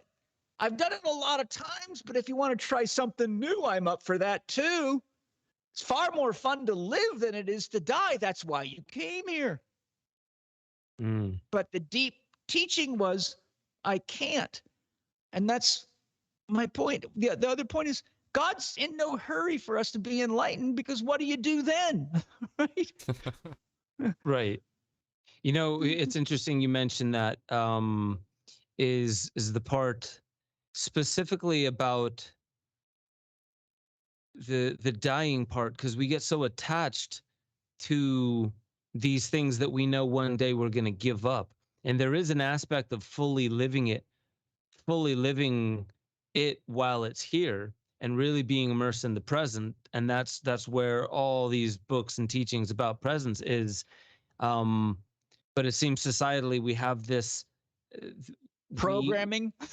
we don't mind, or we barely notice why we get so wrapped into the physical, why we fall so deeply in love with the thing that we deep down inside only have reference points of, it will end one day. But what does ending mean? It's cleaning the story. It's almost hitting the reset button on the stories. Yeah. And those stories live on in other people. And it's very interesting how attached to our life and the body, the way it looks, the way it feels and makes us feel, when we're sick, when we're feeling healthy, when we're feeling aroused, when we're feeling down. It's so interesting how attached we get to that. But it's also, just saying it's interesting that we get attached to all that doesn't mean there's no intrinsic value in the attachment and the letting go process. You have to have them both. Mm-hmm. You can't. Look, could you be born enlightened without having to have gone through the trials and tribulations of developing consciousness, figuring out what works and what doesn't work? No, not going to happen. Even Buddha, all of them came in and had to go through the trials and tribulations of life. They all had to learn a new language. They all had to have parents. Not every one of their parents was so loving as Buddha's, let's say. You know, you have to have evil, or good has no meaning, paradoxically. The degree of evil in the world is usually what it takes to reorient ourselves to what good really is. Think about it. Without evil to support good, there would be no way for us to know what was good or whether we were doing good. We would just be unconscious. So we have to go through a level of ignorance in order to really actually develop our own level of consciousness. If we don't learn how to eat better, it doesn't matter if everybody else does. Your mom and dad could eat really good. That doesn't mean you're emulating them. If we don't learn how to improve our technique as an athlete, we don't get better. And oftentimes you get hurt. You know, I used to be a kickboxer and a boxer. I got hurt when I made mistakes. And it really inspired me to study harder. When I raced motocross, I got hurt really bad a lot of times. 6 major concussions, broken bones, internal bleeding. I mean, I wanted to win, so I rode the very edge of myself. And sometimes I met rocks and trees and gullies and riverbeds, and it made me wake up. The pain teacher said, hey, Paul, don't be so wild. Find the edge. There's a place where skill becomes craziness and you just cross the line. You got to get better at finding the line of skill. And that requires mentors and coaches. The point I'm making is all the stuff that we look out in the world and see but don't like, is what it takes to crack the egg, to let the soul of us come out and see beyond the material body, and to grow into creating more love and more beauty and more harmony, because it has a distinct realization of the opposite polarity of those things. What we're stuck with is that we don't have enough mentors. We don't have enough Eckhart Tolles and Deepak Chopras and a long list of people, but Greg Braden, Ben Stewart, who, all the people that we look at and say, wow, that's a fairly well put together human being, but they get no airtime, right? We got idiots like Donald Trump, and I'm not saying he's less God than me. I'm just saying we got people that really don't belong as leaders in society, and our whole world is run by corporate entities that have nothing but a profit motive and couldn't really give a shit about you. They're willing to sell you out from underneath yourself. So we're sort of trapped in a machine that's designed to maintain unconsciousness because it keeps people profitable. And if we gave as much airtime to the people that are deceptive and don't really have any concept of spirituality because they're trapped in scientific materialism, the whole world would begin to change right away. I mean, if Donald Trump spent $2 trillion on airtime for real educators on how to eat, move, be healthy, meditate, breathe, we would never have to worry about these kinds of pandemics. And if we did, those intelligent people would come up with vaccines that are very safe, and it would be back to playing again. But instead, everything's got to have this dark underbelly to it, where we keep people trapped in their own unconsciousness and keep educating them in ways that stop them from really growing. So you could say that just as a chicken cannot come into the world until it's strong enough to break its shell, because if it doesn't break its shell, it won't be able to deal with gravity and it'll die. Mm. We are all in a great big egg, and people that have ulterior motives have made the shell really thick and tight. That's what COVID was. Someone put us in a real tight cocoon. Some of us said, fuck this. I got to break out of this shit. I don't even believe in this cocoon. You guys can be cocooned all you want to be, but I'm not playing that game. And I already play the health game, so I don't have to worry about some virus that nobody even knows is real. It's just a bunch of shit on television. People believe everything they fucking see on television. So you see, the orientation is some people have to meet God by getting a shot and dying from it. Some people have to meet God by getting depressed and becoming suicidal because they believe the narrative. Some of us meet God by going outside and looking at the sun and holding on to our children and orienting ourselves towards living in a way that, if emulated by others, would extinguish a lot of the horse shit. But you see, the polarities are alive, and the point I'm making is everything that's going on in the world creates the resistance that's necessary for us to build a mind strong enough to learn to create what it wants instead of what it doesn't want. Dude, and we have to do that collectively. So I got to run to the toilet before I piss myself. I'm very sorry. Go do it, and I'll comment on what you just said, and then I'll be right back. Right on, yeah. I'm gonna go have a good piss. Yeah, shake it a bunch.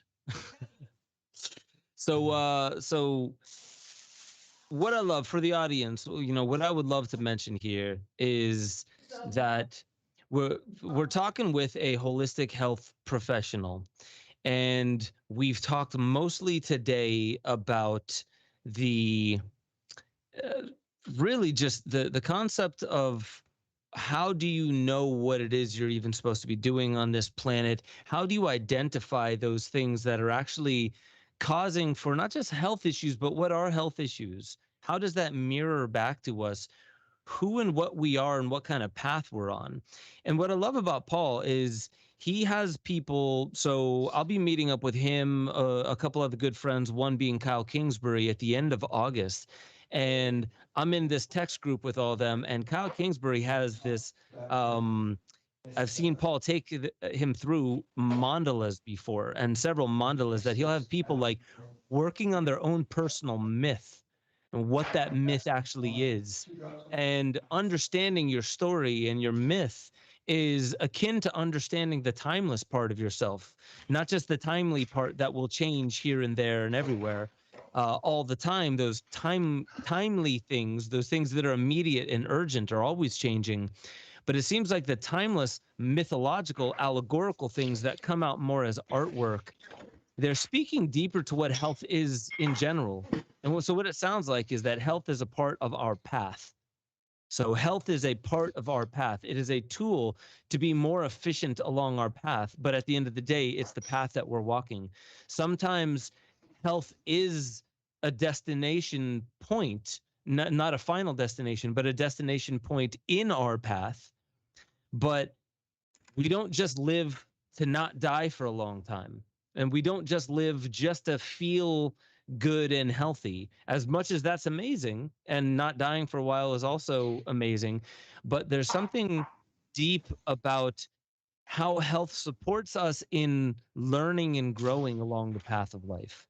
So I guess that's probably the number one thing that I really loved most about Paul. But I want to hear you, Gordo, just kind of. Well, something I was just to kind of feed off that, Ben, and this can Paul and Ben, you both can speak to this, but I think a key underlying thing that I hear sort of both you saying that is sort of just like, to put it very bluntly, is we live in a very much a culture right now that's addicted to fear.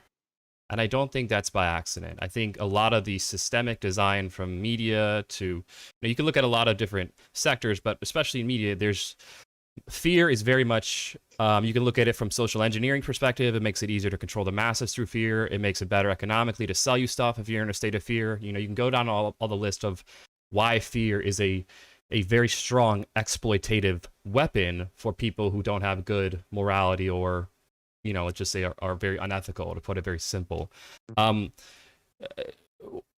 How do you feel that we start to really break this addiction to fear? I mean, and just in general, why do people get so addicted to fear? I just did a whole YouTube video on that a couple weeks ago. I can't remember the name of it, but it has fear in the title. And I'm happy to answer that for you whenever you want. Please go ahead. Yeah. Well, first of all, let me ask you guys a question, all of you, whoever's watching and listening. How many times have you been afraid of something, got all wound up, freaked out, thought your girlfriend was pregnant, thought you were not going to be able to pay your rent, thought the world was coming to an end? 21st, it was 2000, then 2012, and a long list of them. And only later realized, shit, I don't know why I was so freaked out. It never happened. I mean, if you start scanning your memory banks for all the times you got scared enough to react and behave in ways that may not have been ideal for you or people around you, but then look back on, was it even true? Most of the time, it's not true, right? It's just not true. So this is why I love Zig Ziglar's statement, fear is false evidence appearing real. Yeah.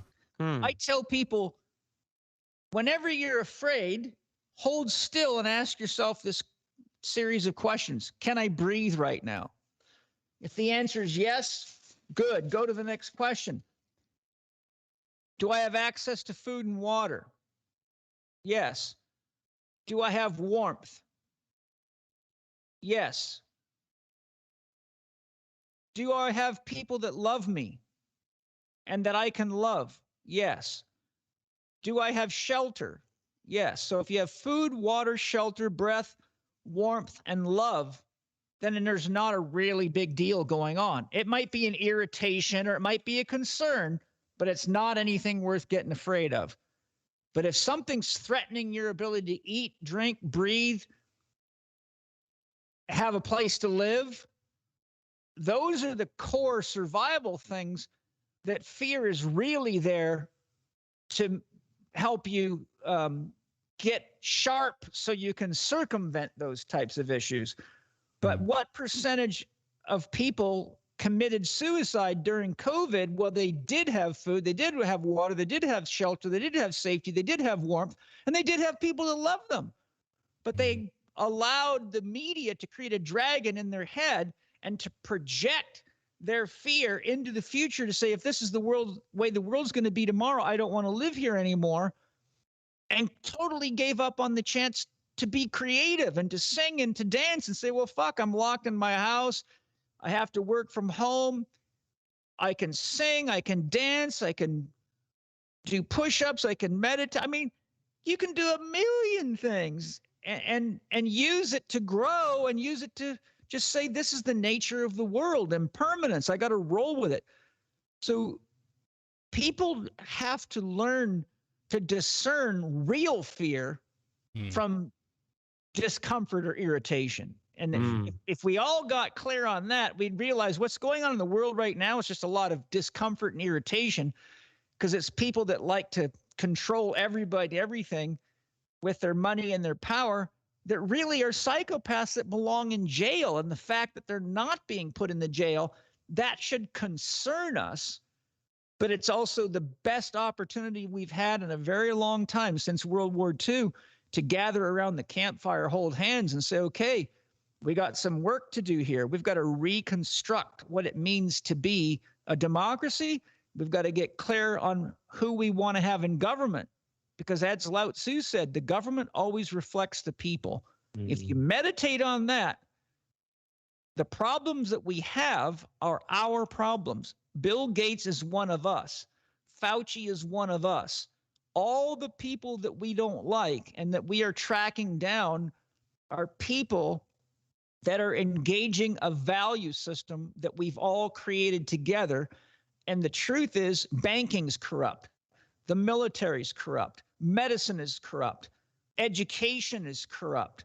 And the list just goes on down the line. That's why Lao Tzu said the people always reflect the government, or the government always reflects the people, and the government's made of people. So right now it's time for us to say, what do we really want to create together? Because what we're creating right now is only good for about 85 people in the world, and they're building rockets to get the fuck out of here when they finish their job. The rest of us got to stay here and toil in the shit they're leaving behind. So I say now is not the time to get afraid. Now's the time to sleep well and eat well and say, we got work to do and we need to get together collectively and figure it out.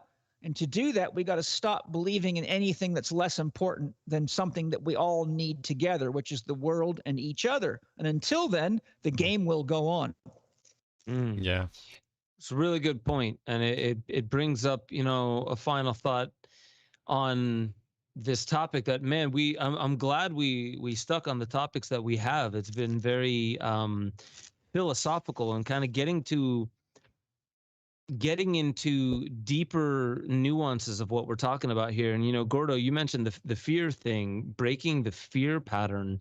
And with what you said, Paul, it's interesting because evolutionarily, it's very recent that we are worried about slow killers. In the past, it would be these very tangible, in your face, immediate, urgent threats. Yeah. It's a tribe that you don't recognize, or it's a creature that's literally too close. You can't run fast enough to get away. It's those moments that cause for us in the past to have fear. Everything else, you would hear stories of hunter-gatherers saying I just can't stand eating the same thing every single day and then having nothing to do during the hottest hours of the day. So you just kind of sit there beneath a tree for hours. We've alleviated some of those things by having bread and circuses and more things for us to do, and more, air conditioning and food on demand, anywhere you go, if you want to call it food. But the bottom line is nowadays we're also dealing with what you were even just mentioning is, I just pulled up an article here that's talking about the 2 days before the end of the moratorium on evictions from COVID. So historically, evolutionarily, we don't have precedents other than very recent. So we don't have old hardware inside of us that helps us deal with things like, well, maybe the next few years are going to get kind of rough for us, or man, if that person gets into office. This is a very sophisticated, nuanced way to become nervous about your safety. It's not something is chasing me literally right now. I need to get up and move. It's in the next 6 months, if I don't save enough to maybe get some, survival food and stuff like that, what if there's another cyber attack that shuts down the, not just the gas pipeline, but the food infrastructure and the supply chain of several other things. These are new historically. We don't ever think like, damn, like there's a danger and it's looming about 6 months away. You didn't have that back in the day unless they were mapping the stars and they knew an asteroid was coming. You know what I mean? So what, like that's another nuance to how we approach fear and just concern about, are we safe? Can I breathe? Well, yes, right now, but is the air going to start getting taxed by Nestle? You know what I mean? So there's these looming different kinds of fears that people are getting as external stimuli that is absolutely affecting their health inside. Yeah, I got a couple of comments on that. One, if you study the human body and the nervous system, we have what you know of as the negative bias.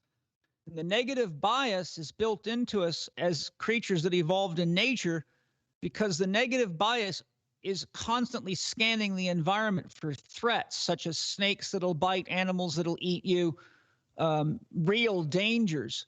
So our whole nervous system is far more oriented toward remembering threats and traumas than it is birthday cakes and dance parties, because very few people die in those environments. But what happens is, if you look at Maslow's hierarchy of needs, the bottom of it is physiological health. If you study Claire Gray's structure of values memes, bottom values meme is beige. And he says whenever anyone gets to beige, which means their health is deteriorating, they become totally I-centric. They cannot help other people. And it shuts them down inside because it's a survival strategy by the body not to give to others when you're sick. So the point I'm making is that because most of the world population is physiologically sick, it's driving their minds into a negative bias, and now they see snakes everywhere. But really what that is that it's the body saying you need to address these issues, and you've got to start with what you can control. You can control your diet. You can control your breathing, et cetera, et cetera. You can control your mind if you pay attention to it and spend time holding still, looking at it. You know, the old saying, a mind makes a better tool than a master. Most people are completely the victims of their minds, and they've given their minds over to other people because they're too lazy to think. This is why David Bohm said, real thinking is hard work. That's why most people just rearrange their prejudices and call it thinking. So the point I'm making in a nutshell is, because we have such a large percentage of the population in a state of ill health, it drastically affects their perception of the world. And because they're in a state of ill health, they don't have the natural tendency to say, what can we do about this? Because only a healthy person can be we or all oriented as a survival strategy. And so when you keep people sick like that, you know for sure they're going to come to the bird feeder. You tell them there's a virus in the air, they think, oh my God, if I get one more thing, and they told me it might kill me because I've got a respiratory problem and I've got obesity. Well, now they're scared to death. But if you say that to me, I say, big deal. There's viruses in the fucking air every goddamn day, everywhere you go. And there's funguses and there's parasites and there's chemicals. And there's a myriad of threats. If you really look at all the threats in the environment, we got a lot bigger threats than any virus. The real virus is the people behind this show. That's where we need to work collectively together. Then the next thing is that when you have an insidious onset, like you're talking about, we're all getting plenty of warnings that we need big change. And that's when you've got to get creative. That's when you gather together. That's when you have hive mind. One time I was under a lot of stress. I was working too hard. And I was really just exhausted. And I knew I had to go inside of myself for help. So I called up my bee power animal, which is my root chakra power animal. And I said to my bee family, I explained what was going on. And I said, what advice do you have for me?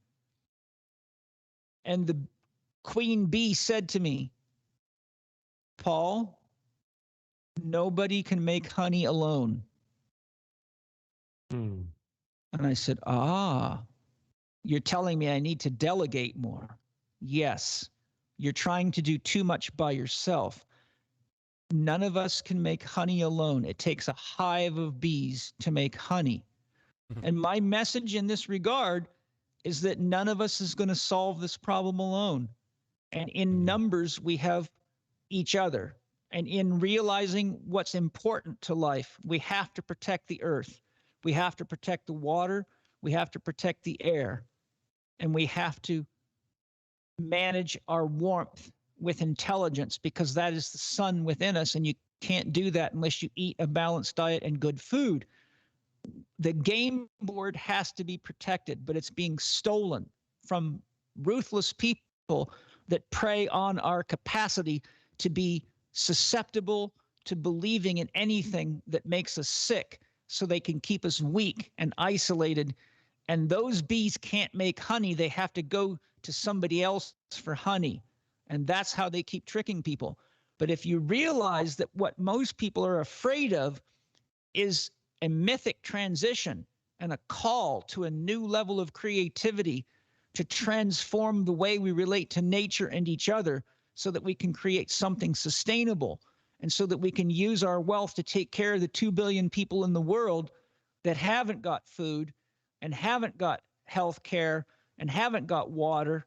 I mean, everybody's so worried about getting a virus. I'm like, do you realize that there's 2 billion people in the world that don't have a pot to piss in and have flies living in their nostrils, and no one even gives a shit because you're worried about some little illusionary thing that isn't really any more dangerous than a seasonal flu based on heavy scientific analysis. So you see, our orientation is still so towards our self and believing immediate threats. People are too tired to even investigate the truth, because that requires an act of expenditure that moves away from calibrating to their vitality and doing what's necessary. Because even if they did figure it out, they don't have enough energy to do anything about it.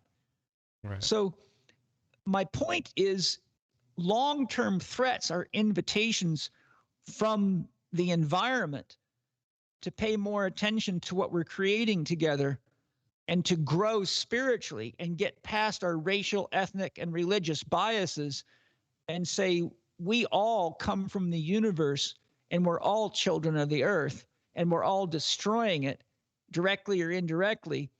And we all are creating a limited shelf life for our species on this planet by acting so unconsciously. And now is the greatest time there's ever been, because it could be a lot worse. We could be in a world war with nuclear weapons, and that you should be afraid of. But right now, we've got an autoimmune disease where the military-industrial complex is in a pinch because it can't make money off a war, because if you piss off one Korean dictator or Chinaman with a nuclear warhead pointed at you, it's the end of the game for everybody. So now they've got to turn the force of the military-industrial complex in on itself to create an autoimmune disorder and make the public the enemy and surveil everybody. And the same thing they did with 911 when they put TSA security in all these airports and spend billions and billions and billions of taxpayer dollars. Yet after something like 8 years or 10 years, research showed that it had improved travel safety 0%, but cost us billions because it's a scam. It was the initiation to what we're going through right now. So we've got to heal the autoimmune disorder by not participating in it. We've got to say, we are going to protect the vital resources. We're going to protect each other, and we're going to get smart enough not to believe what's on our phones, and to discern who real experts are and who are salesmen with cheap snake oil and tricks.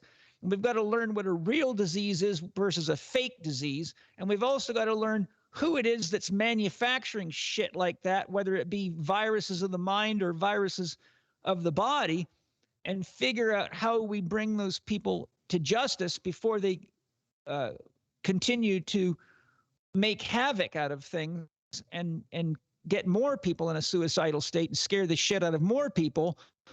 And that's just part of life. Whenever you get a bunch of people in one place, inevitably you're going to get a mental case. And unfortunately, when you get mental cases with money, they're called psychopaths, things can get dangerous. But every tribe had shaman, every tribe had a chief, they had a medicine man, and they had elders. And right now it's time for the shaman, the chiefs, the tribal elders, and the medicine men of the world to get in a circle together and say, this is what we've got to do right now, boys and girls, or your future looks just like yesterday, except the bonds get tighter and the control gets tighter and the freedom gets less and less until it strikes a revolution, and that revolution will be a powder keg of violence. History proves that to us. You know, one thing that I want to kind of just echo on that, and we'll wrap up and give you a chance after this to give you books and kind of where people can find you, what you're into, and where things are going for you, how they can get engaged. But I really like how, you know, so I got this book in front of me, How to Eat, Move, and Be Healthy, and in that book, and in what you were just talking about, is like our higher potential is not accessible without having the fundamentals taken care of, your health. And that also, we're not just talking about the health of your body, it's also the health of your mind. And you mentioned earlier, like, we need to stop lying to ourselves. Yep. And so that's drilling a little bit closer into where we've come towards the end of this podcast, is talking about the shared external and the resources that are out there and the ease by which some people can access not just like medicines manufactured by man, but like go out and harvest wild mushrooms. Most people, don't have the wherewithal to do it, but don't have the land accessible to them. They don't, if they wanted to just drink from a stream, they couldn't. And you were talking about 2 billion people that, you know, don't have a pot to piss in and flies in their nostrils. That also goes for people who aren't in third world. They just have like an 1/8 acre in an HOA neighborhood, and literally they have to buy everything. They have to ship it in. They have to outsource everything. We're not self-sustainable.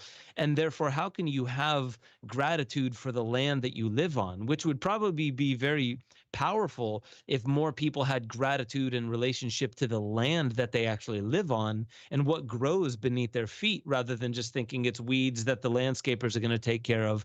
Like, no, these are plants from the plant kingdom. There's a lot of things in this diversity that we just don't understand. So I guess the points that I want to drill in on are, so you get your health in order, and that can come, there's a lot of good work out there, but I would say for people, seriously, just get this book. Like, it really does, in not even a super thick book, it gets into a lot of it. It's like a field manual for those things. But what would you say, if you can put it succinctly, would be your advice for people?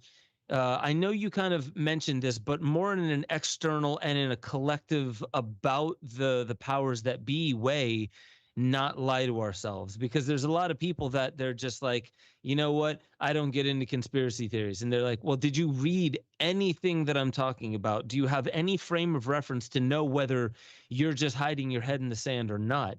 And people just tune out, and they don't even realize, they, like, deep down inside, they probably realize that they don't know what they're talking about.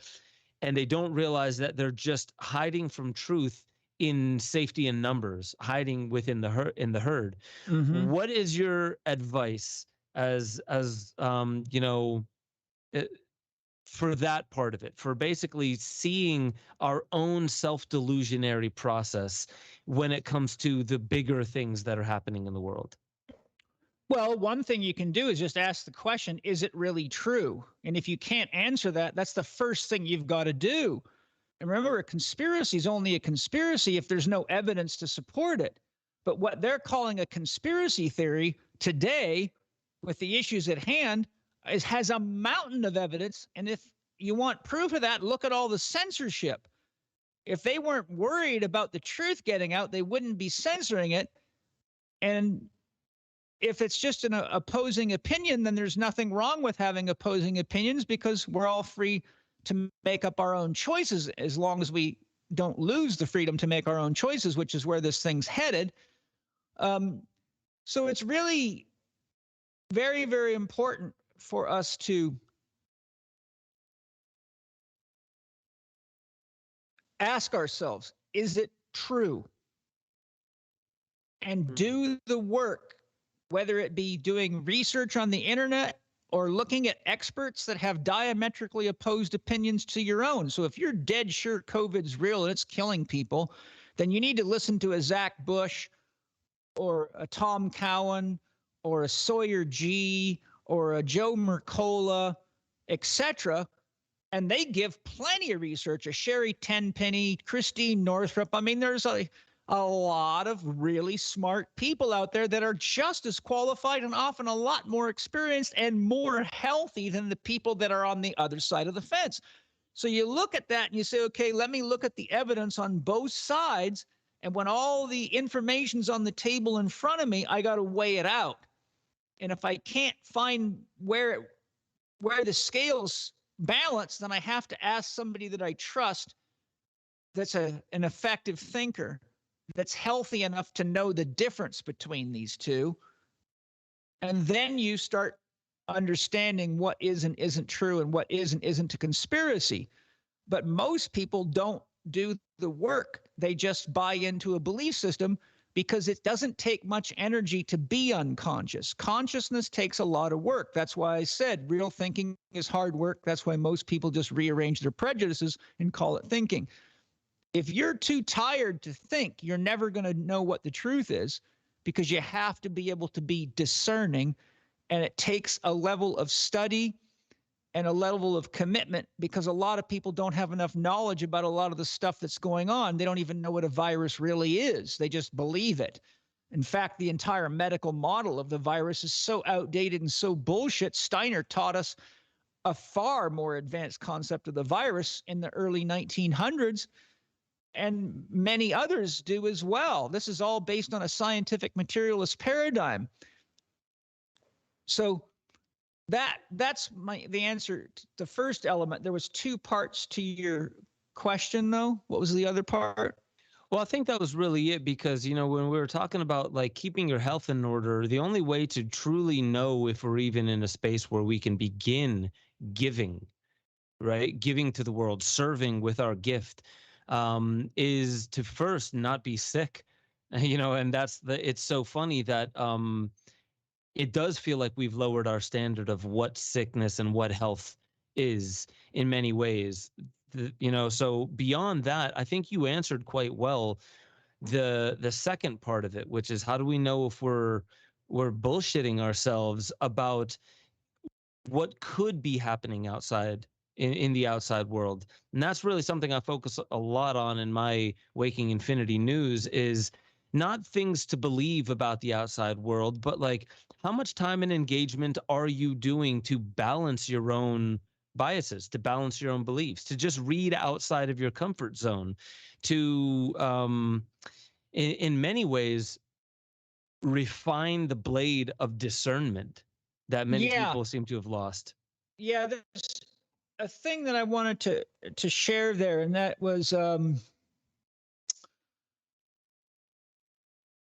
the one time, Laird Hamilton's a buddy of mine, and I've been a consultant and therapist for him since about 1997. In fact, I just chatted with him on the phone day before yesterday. But I said to Laird one time in conversation when we were hanging out, I said, Laird, what is the truth to you? And he said something pretty beautiful. He said, Paul, the truth is what works. So when we're trying to figure out what the truth is, even if we don't have a lot of skill or technical expertise, we can say, how's our banking system working? Is it fair? or are we getting jacked, ripped off? How's our medical system working? Let me see. No matter what I know about medicine, I can look up the rankings of world rankings of medical systems and find out that the United States medical system is the most expensive in the world and ranks 37th for overall quality of healthcare. Well, the truth is that's not working. So we just keep doing it. That's not very smart. That means that you're very unconscious. You're not paying attention, and the pain teacher is going to come kick you right up the ass, or you're going to die and have to then try again. So when we look at the fact that the truth is what works, we can see that the truth that's working right now is only working for about 85 billionaires. It's not working for anybody else, and it's not going to either, because it's completely and utterly unethical and immoral. And scientific materialism at its worst, which completely destroys the planet. You start looking into the shit Bill Gates is up to on the regards to farming and food and what he's doing with chemtrails and all the other shit, and it's just mind-boggling. Again, it's like, where is the military? When I was a paratrooper, I had to swear on a Bible to protect the United States from enemies, foreign and domestic. And here I am watching soldiers all over the world be dumbasses, stick their arm out, not question anything, while they're losing their freedoms, while they're getting locked in their houses, policemen getting locked in their houses and just falling for it. I'm like, wait a minute, you guys. What about asking who's got the power to shut down the entire government? Who's got the power to control the government? Who's got the power to take people's privileges from and shut their bank accounts down? You look at what's his name, Epstein, the guy that was the first one to show Google was rigging the search engines and would very possibly have been able to rig the election. Google unplugged him. They shut off his bank accounts. They closed out everything. He could not even function for 6 months. He had to go to court and sue him to get his accounts turned back on and get his computer to work. They literally shut him down. That is highly illegal. You have to say, who's got the power to do that? Well, when you start following the power back, you get to Google, you get to Facebook, and you get to a handful of billionaires. And what they're doing is completely and utterly unethical and immoral. And they're going against all the principles of science. They're removing every stopgap that was put in by medicine to protect us from unresearched foods, drugs, and vaccinations and every other damn thing. And people are just laying over. Soldiers are laying over. I'll tell you what, if the military was doing its job, the Navy SEALs, the Recon Rangers, the Green Berets, and Delta Force would have been on these guys and put them in under lock and key to stabilize the world economy. So the only way this can happen if a bunch of people are so gullible and so fatigued and so incapable of critical thinking that they get away with it. And all I can say is the pain teacher always comes to upgrade your software. The question is, will you accept the upgrade, and will you be too far down the line to actually make the change? And even if you say, okay, we're really in shit now, I got to change my mind about this. Like, how many people have to die of these vaccines before people say, uh-oh, maybe they weren't telling me the truth? How many people have to find out there's no vaccine elements in them and they're tracking devices before they say, wait a minute, I was supposed to be getting a vaccine, and I got forks and knives and magnets sticking to my body, and I'm still getting COVID, right? So that's how it works. It's all, the whole world is a consciousness generating factory, and you either step up to the plate and pay attention, or Shiva comes with his trident and sticks it right up your ass to wake you up. And that's the game. And how we play the game together determines the outcome, and how we play it for ourselves each day determines how stressed we are or how much of an opportunity for creativity we have. I say, let's get creative, boys and girls. I'd rather get creative than get dead real slow. Hear, hear. The art, the artist, man. I love that. And I can't tell you the inner artist, the visual that came before my eyes when I heard you say Shiva sticking a trident up your ass. Yeah. It's just the up the world ass. There's some there's a lot of reckoning. There's definitely a lot of reckoning going on around the world. And it's a good thing. Absolutely. And that's the main point of what I'm loving about that we keep at least circling back to is our agency in this. And our agency is the ability to learn and grow from things that maybe otherwise we wouldn't have chosen to learn specifically from this kind of pain or this kind of struggle. But it's the hand that we're dealt, and the grace of stepping up to bat and showing up regardless of how it arrives at us. How do we arrive at it, our daily life, the present Yeah. moment? You know, it's hard for a lot of people, and I have a sense that harder times are on the horizon. Growing up is often hard. Yeah, We're yes, we're we're growing in up a is often we're in hard. a crisis in Jungian psychology. We're the per eternus, the eternal child. And Christianity, Islam, and Judaism create eternal children. Osho said the Eastern religions are religions for adults and the Western religions are religions for children. He was bang on. We've got to stop expecting authority figures and big daddies in the sky to do anything, because I got news for you, boys and girls. God loves a good fight. God loves a good virus. God loves a criminal as much as he loves a saint. It's all consciousness raising and it's all creativity, right? If you realize you can't die, then this is the greatest party in the world. I mean, human beings love to watch other human beings. Well, you know, I'll tell you. One time, Yogananda was giving a lecture, and a man in the audience got very upset at him because he was saying God is unconditional love, and he said, "Well, then how in the world can you say that with all the rape, all the murder, the warring, and the pillaging going on?" And Yogananda paused and gave him his direct attention, and he said, "Sir, I'm just curious, do you like the movies?" And the guy said, "Yes, I do." And Yogananda said, "Do you like a little shoot 'em up now and then?" And the man said, "Yes, I do." He said, "Do you like a plot twist?" And the guy said, "Yes, I do." And Yogananda gave him a little yogi grin and said, "How about a little steamy sex now and then?" And the man said, "Well, honestly, yes, I do." And Yogananda paused and said, "So does God." And so here we all are. It's all a yes. If God is unconditional love, the answer to every prayer is yes.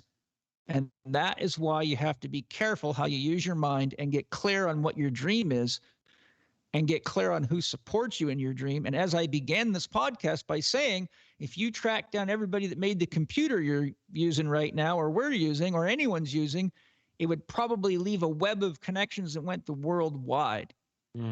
Right? So here we all are, Godding together.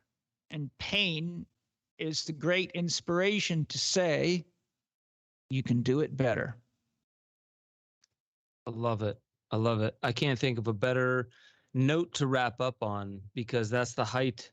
That's really the height of the lesson is really acknowledging what is, having the grace, step up to that plate, show up, and knowing that mistakes are also a part of learning. So my God, man, this was such a conversation. I feel like we didn't even hit half the things that I wanted to get into, but that just always tells me we got to do this again when the timing is right. Whenever you want, whenever I can do it. I love getting into the issues of life, love, and reality, because if you're not dealing with reality, then you're probably going to deal with it the hard way when it smacks you in the side of the head. And reality, 2x4. Reality and the truth are the same thing. They're what's happening right now. I love it, my man. And I want to give you the opportunity to tell people how to engage with what it is that you're offering the world. Like, you have a lot of things that you got your hands in, and we just pulled up the Chek Institute. I know that's one big way. That's the please Chek tell Academy. the audience. Yeah, that's my 4-year program where you get mentored through all my teachings. You become a holistic lifestyle coach with a high level of skill. You learn corrective and high performance exercise. You learn about the psyche. You learn about, in the Holistic Lifestyle Coach program, you learn about how to coach people, how to implement behavioral change strategies, and you learn how to take care of yourself every step of the way, and how to use nutrition, hydration, sleep, breathing, thinking, and movement scientifically, accurately, and effectively.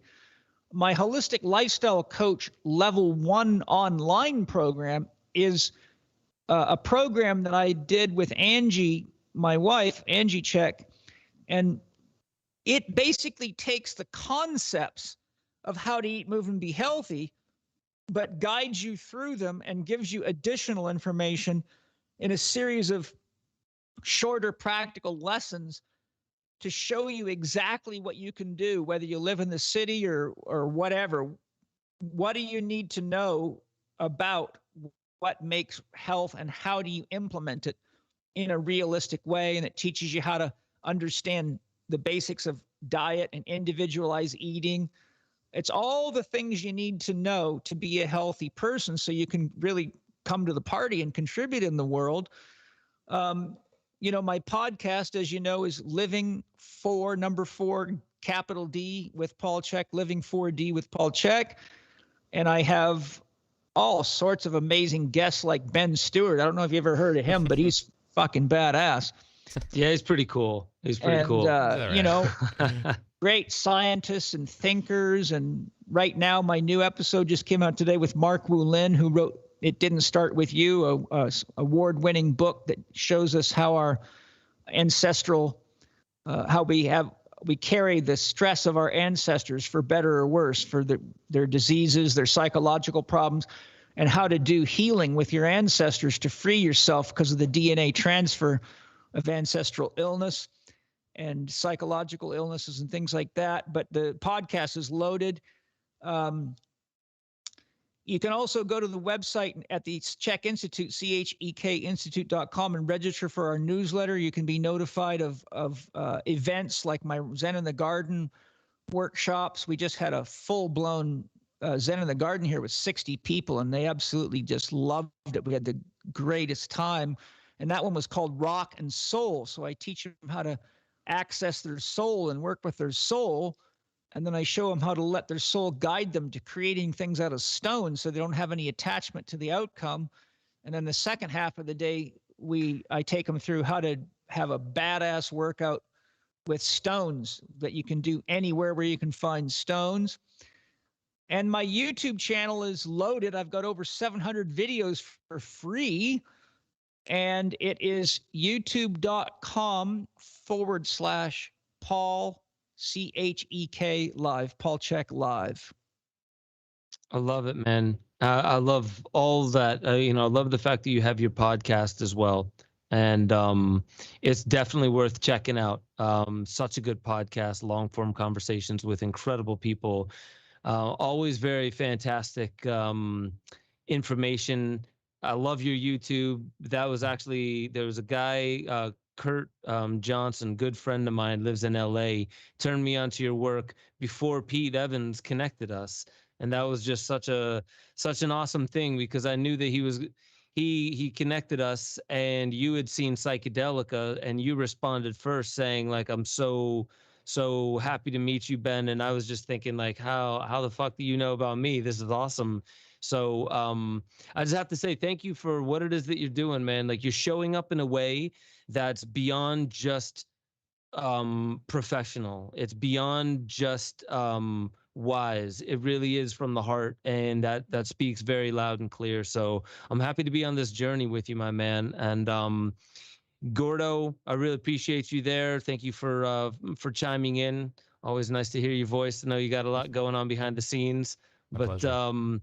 Is there anything, I guess I want to just leave on something very succinct and maybe poetic, but I used to ask this at the end of every single interview, but with you, maybe there's something that you could throw in here. I feel like I already get the sense of it, but if you were only able to make one more impact on the world with the time that you have on this planet, what would that be? I'm working on it right now. It's my new book, workbook, and online program. And It really is a book and a program that answers the questions: why are we all here? What are we doing here? And how do we use this opportunity to really grow spiritually and become a citizen, not just of the world, but of the universe, so that we realize that we're, no matter what happens, ultimately, we're always going to be okay, because the truth of ourselves is immaterial. It's truly spiritual. And when you look at the reality that everything in the universe is made of energy and information, and as Jung and Wolfgang Pauli showed, the psyche itself is pure energy at one end and matter at the other end, and we're standing in between as energy and matter. And when you realize neither of those can really be destroyed, because if you destroy matter, you got energy. And when you have energy, you add information and you recreate matter. So ultimately, my teachings are to say, live and love fully, so that when it comes time to die, you can celebrate that too, and enter into the magic and the mystery of hanging out with God and going, what do we want to do next? And knowing that it'll all be okay. And I think, you know, having been a paratrooper and done a lot of wild, crazy shit in my life, I've walked the edge of death many, many times, and it's only made me grow. And, you know, I've lived fully enough that when I die, I'm very excited to just have another look behind the curtain and get the rest of my questions answered. And, you know, Jung said, no man is fully alive until he has the power to destroy himself. Well, here we all are with far more. We got enough nuclear weapons to destroy the earth completely 179 times over. We got all sorts of weirdos out there doing weird shit, holding up the negative polarity to give us a chance to act on our agency and become more in love with each other and more conscious of each other's needs. So with the state of the world right now, we should be dancing in the streets fully alive, instead of burying our heads in the sand going, oh my God, the world's coming to an end, blah, blah, blah. You know, we've got time to do something about it. But the longer we wait, the trickier it gets. You know, right now we might have hand shackles on, but pretty soon the ankle shackles will come. Then the head shackles will come. Then everyone's going to say, oh, how'd this happen? I'm like, well, you're too busy watching television to join the party. So I think now's our chance to celebrate and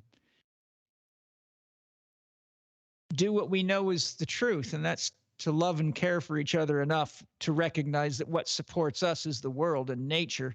And whatever we do has to be dream affirmative for all of us, including the great chain of being. Or we just go back to the drawing board and see if we can go fuck up another planet somewhere.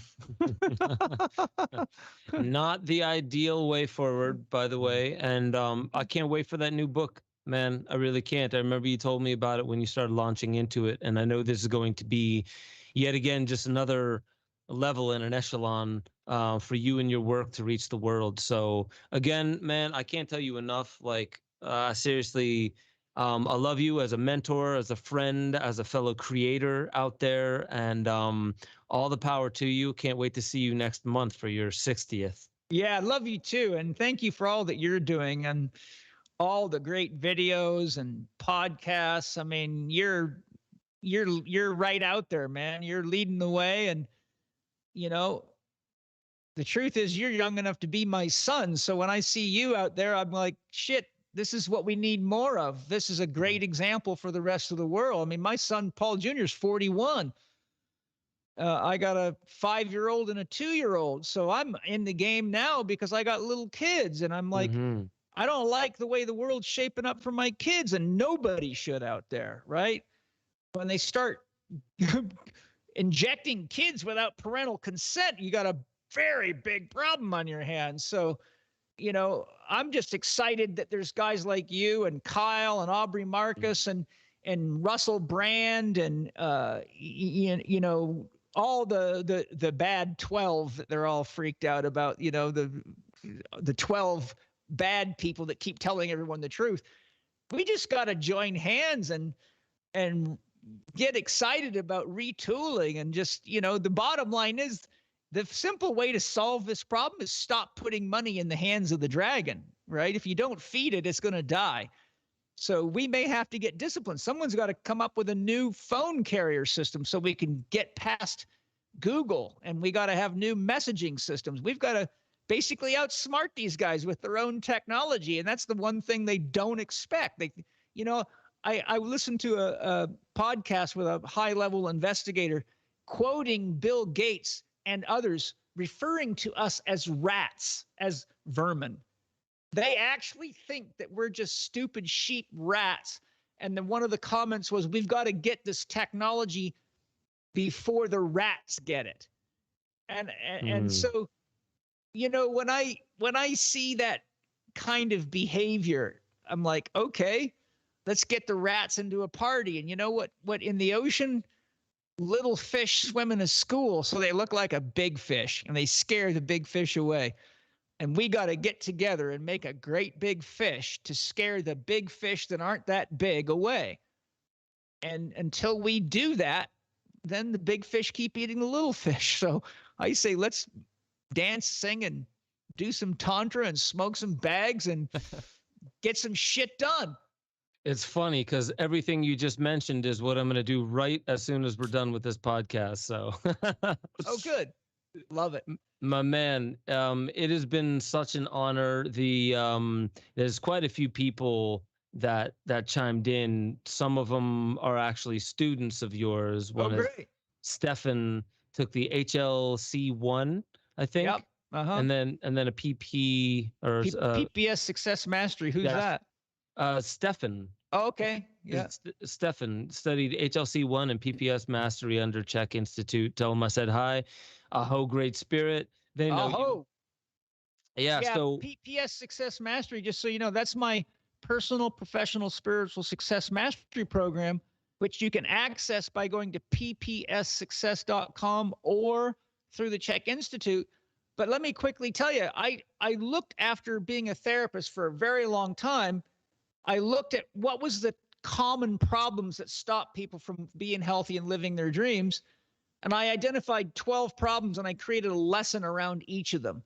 So it takes you through the 3 most important things that we have to do first. 1, get clear on what our dream is for our life. 2, learn how to manage ourselves and our mind. And 3, learn how to set goals effectively. So my basic program in PPS is, first, identify what your dream is or your legacy is, and I show you how to go through that process, and I show you how to identify what's getting in the way of you achieving that. Lesson 2 is all about the science of brainwashing and how to use that to clean your brain and avoid the kind of crap we're going through right now, because you can see the truth when you know the science they're using against you. And then lesson 3 is, now that you know how to use your mind, you know what your dream is, how do you structure it so that's realistically achievable? So anybody that wants to learn that stuff can just have a look at ppssuccess.com. Perfect. Hey, man. Again, I think we're just gonna have to get you back for another time, and we'll go a little bit deeper. And there's a few things on movement that I really wanted to get to, but I'm super glad that we let it stay conversationally exactly the way that it went, because in the chats there's a bunch of people that are just saying this was exactly what they needed to hear. So everybody in the chats, thank you for sticking around. Thank you for being so engaged. Please check out all the links that we have in the show notes, everything that Paul mentioned to go check out. It's worth your time. I mean it. It is worth your time now more than ever. And just remember, we do these Thursdays, every Thursday, 5 p.m. Eastern Standard Time. We're live on YouTube. On Mondays, I do the Waking Infinity News and then a deeper dive at the membership section of benjosephstewart.com. We have a Discord chat group that you can get involved in. This conversation is alive, and now is the best time to find the others. And if the best way that we're going to find them instantaneously is through Discord chats and through, the belly of the beast, the YouTubes, the Googles, the Facebooks, then so be it. And let's laugh, dance, sing, and celebrate the tools that we're given to do the job that we know we're put here to do, without judging how it must be done and what mistakes mean about us and our path. Just remember, we weren't given a field manual on what this is, we also get to author that. And I just want to say, I love, I love you, Paul. I love you, Gordo. I love being able to have a platform where I get to create such content and put it out weekly. I'm glad that you're doing the same there, Paul. And so with that being said, please share this video out with as many people as you can, because you know it's going to be worth their while as well. And I'll catch you guys next Thursday on the Ben Stewart podcast. Bye.